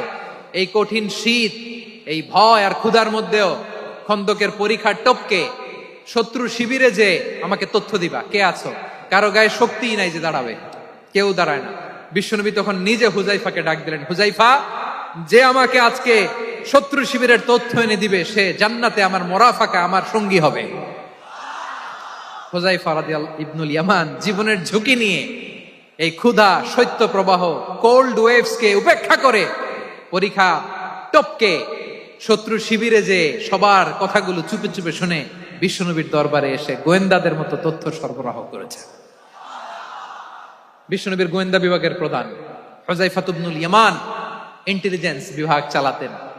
মুনাফিকদের নাম ওনার কাছে ছিল। মুআয ইবনে জাবাল মদিনা রাষ্ট্রের সবচেয়ে সিনিয়র আমলা ছিলেন। আমলাতন্ত্র চিনেন তো? প্রশাসনিক কাজ যারা চালায়, অ্যাডমিনিস্ট্রেশন বুঝেন না? The department of administration. মদিনার রাষ্ট্রের সিনিয়র আমলা মুআয ইবনে জাবাল মুতাখাসসিসুন ফিল হালাল ওয়াল হারাম, হালাল হারামের স্পেশালিস্ট ছিলেন। বিশ্বনবী উনাকে ইয়ামানের গভর্নর করে পাঠাইছেন। বলেছেন, ইন্নাকা তা'তি কওমান আহলা কিতাব, এমন গোষ্ঠীর কাছে যাবা এরা ইহুদি নাসারা, আগে শাহাদা পড়লে এরপরে নামাজের দাওয়াত দিও, নামাজ পড়লে যাকাতের দাওয়াত দিও। গভর্নরের অ্যাটিটিউড যেমন থাকে তেমন অ্যাটিটিউড ধরে রেখো। সুবহানাল্লাহ পড়েন। তাহলে মুআয ইবনে জাবালকে দিয়ে বিশ্বনবী কবিতা লেখায় নাই, চিঠি লেখায় নাই, আজান দেওয়ায় নাই। সুবহানাল্লাহ পড়বেন না? সব শেষ সাহাবী বলি আবু হুরায়রা রাদিয়াল্লাহু তাআলা, নাম শুনছেন? বিড়ালের বাবা। কি করতেন? খালি হাদিস মুখস্থ করতেন। উনি বলতেন, আলজামু রাসূলুল্লাহ আলা মিলই বাতনি, আমার শুধু পেটের ক্ষুধার বন্দোবস্ত হইলে আমি নবীর সঙ্গ ছাড়তাম না। আমার আনসার সাহাবারা ক্ষেত খামারের কাজ করত, আমার মুহাজির সাহাবারা ব্যবসা করত, আর আমি নবীর সাথে সাথে থাকতাম। শুধু সকাল বিকাল 2 বেলা যদি আমার খাবারের বন্দোবস্ত হয়, আমি আর নবীর লক ছাড়ি না।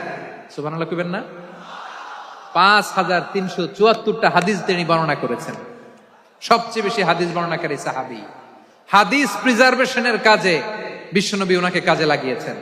উনি একদিন বলেন, ইয়া রাসূলুল্লাহ আসমাউ মিনকা কাসীরান ফালা আহফাজু। নবী অনেক কথা শুনি, আমার মনে থাকে না। বিষ্ণু বললেন, তাই? উবসুত রিদাক, তোমার চাদরটা বিছাও। আবু হুরায়রা বিছালেন, বিশ্বনবী হাত বুলায় দিলেন, এরপরে অনেক হাদিস বর্ণনা করলেন।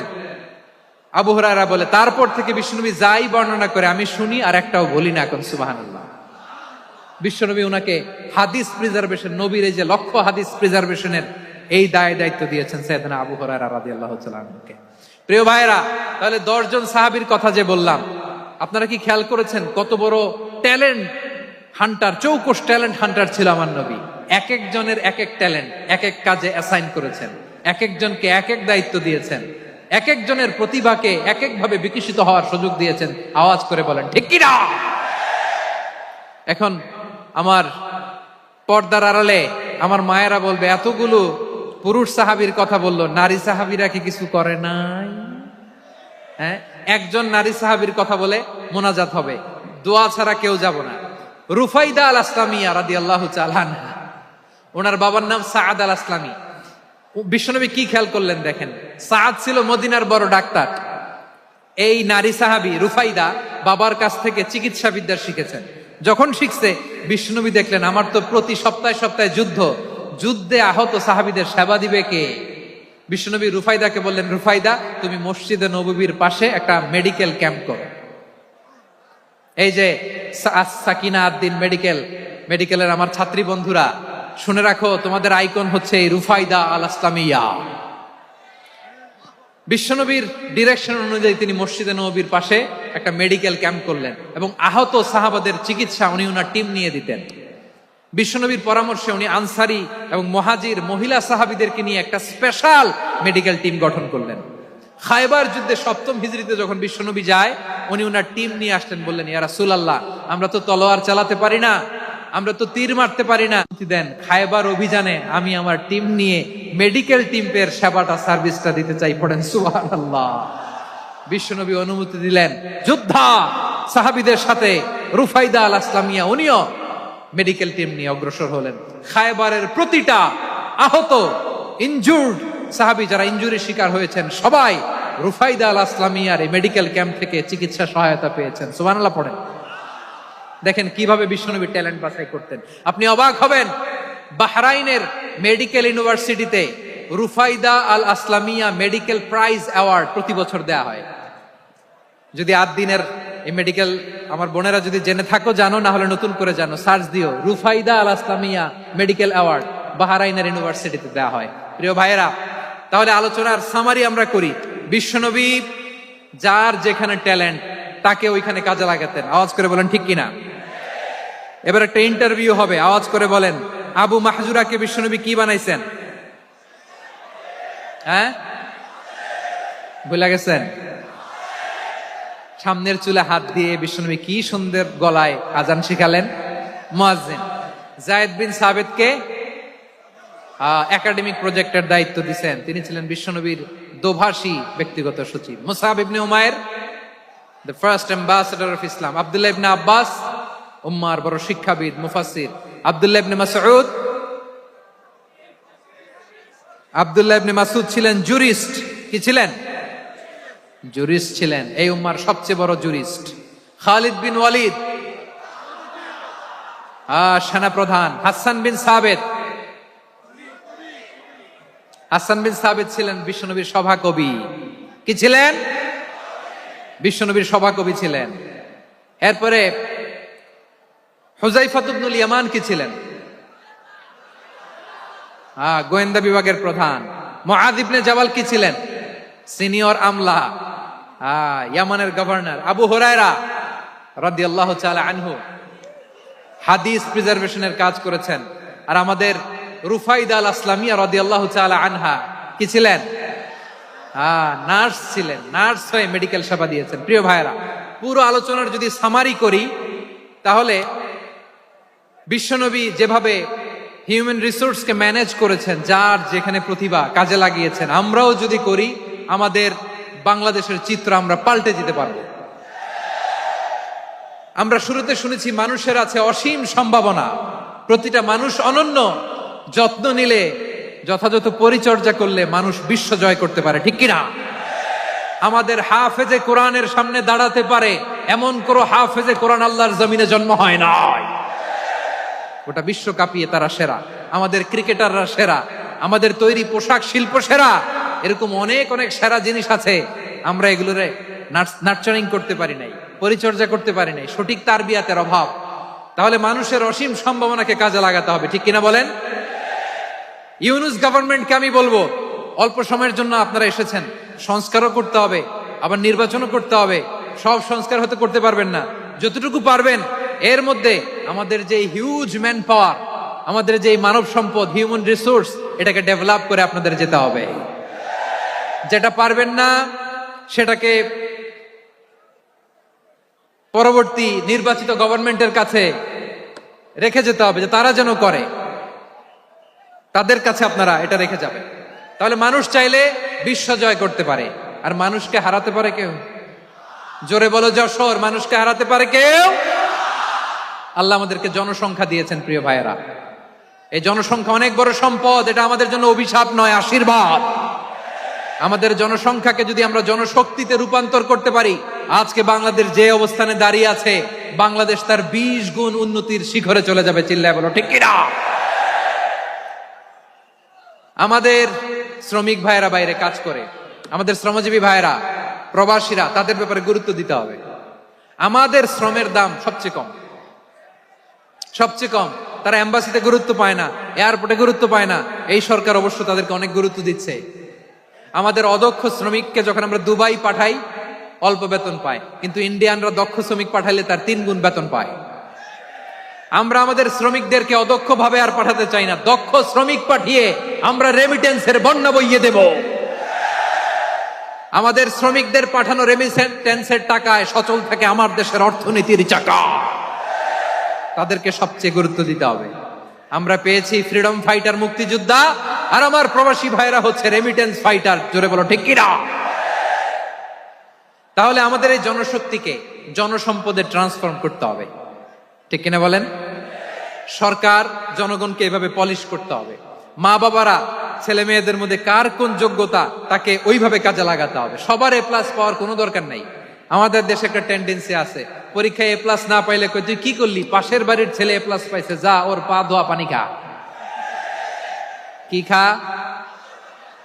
তা আমি ভাবছি যে পা ধোয়া, এ প্লাস পাওয়া ছেলেদের পা ধোয়া পানির একটা পানির ব্র্যান্ড বানাইতে হবে, এরকম লেখা থাকবে, এ প্লাস পাওয়া ছেলেদের পা ধোয়া পানি। খাওয়া নাই, এগুলার খাওয়া নাই। ওরে আল্লাহ এ প্লাস পাওয়ার জন্য বানাইছে, আর আপনার ছেলেকে এই এ প্লাস গুলারে নিয়ন্ত্রণ করার জন্য আল্লাহ বানাইছে। ওকে দিয়ে আল্লাহ কি করবে আপনি জানেনই না। একটা এ প্লাস, একটা এ গ্রেড, একটা মানুষের জীবনকে ঠিক করে দিতে পারে না।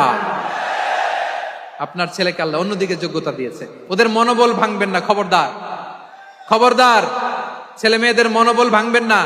যাকে দিয়ে যেটা হবে তাকে দিয়ে সেটা করতে হবে, তার প্রতিভাকে সেভাবে কাজে লাগাতে হবে। তাহলে বাংলাদেশ, আমাদের এই জনসংখ্যা জনসম্পদে রূপান্তরিত হবে।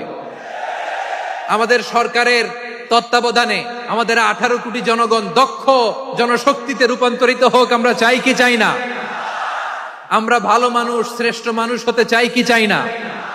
ওই জাপানিজদের মতো সৎ, ওই ইউরোপিয়ানদের মতো কালচার্ড।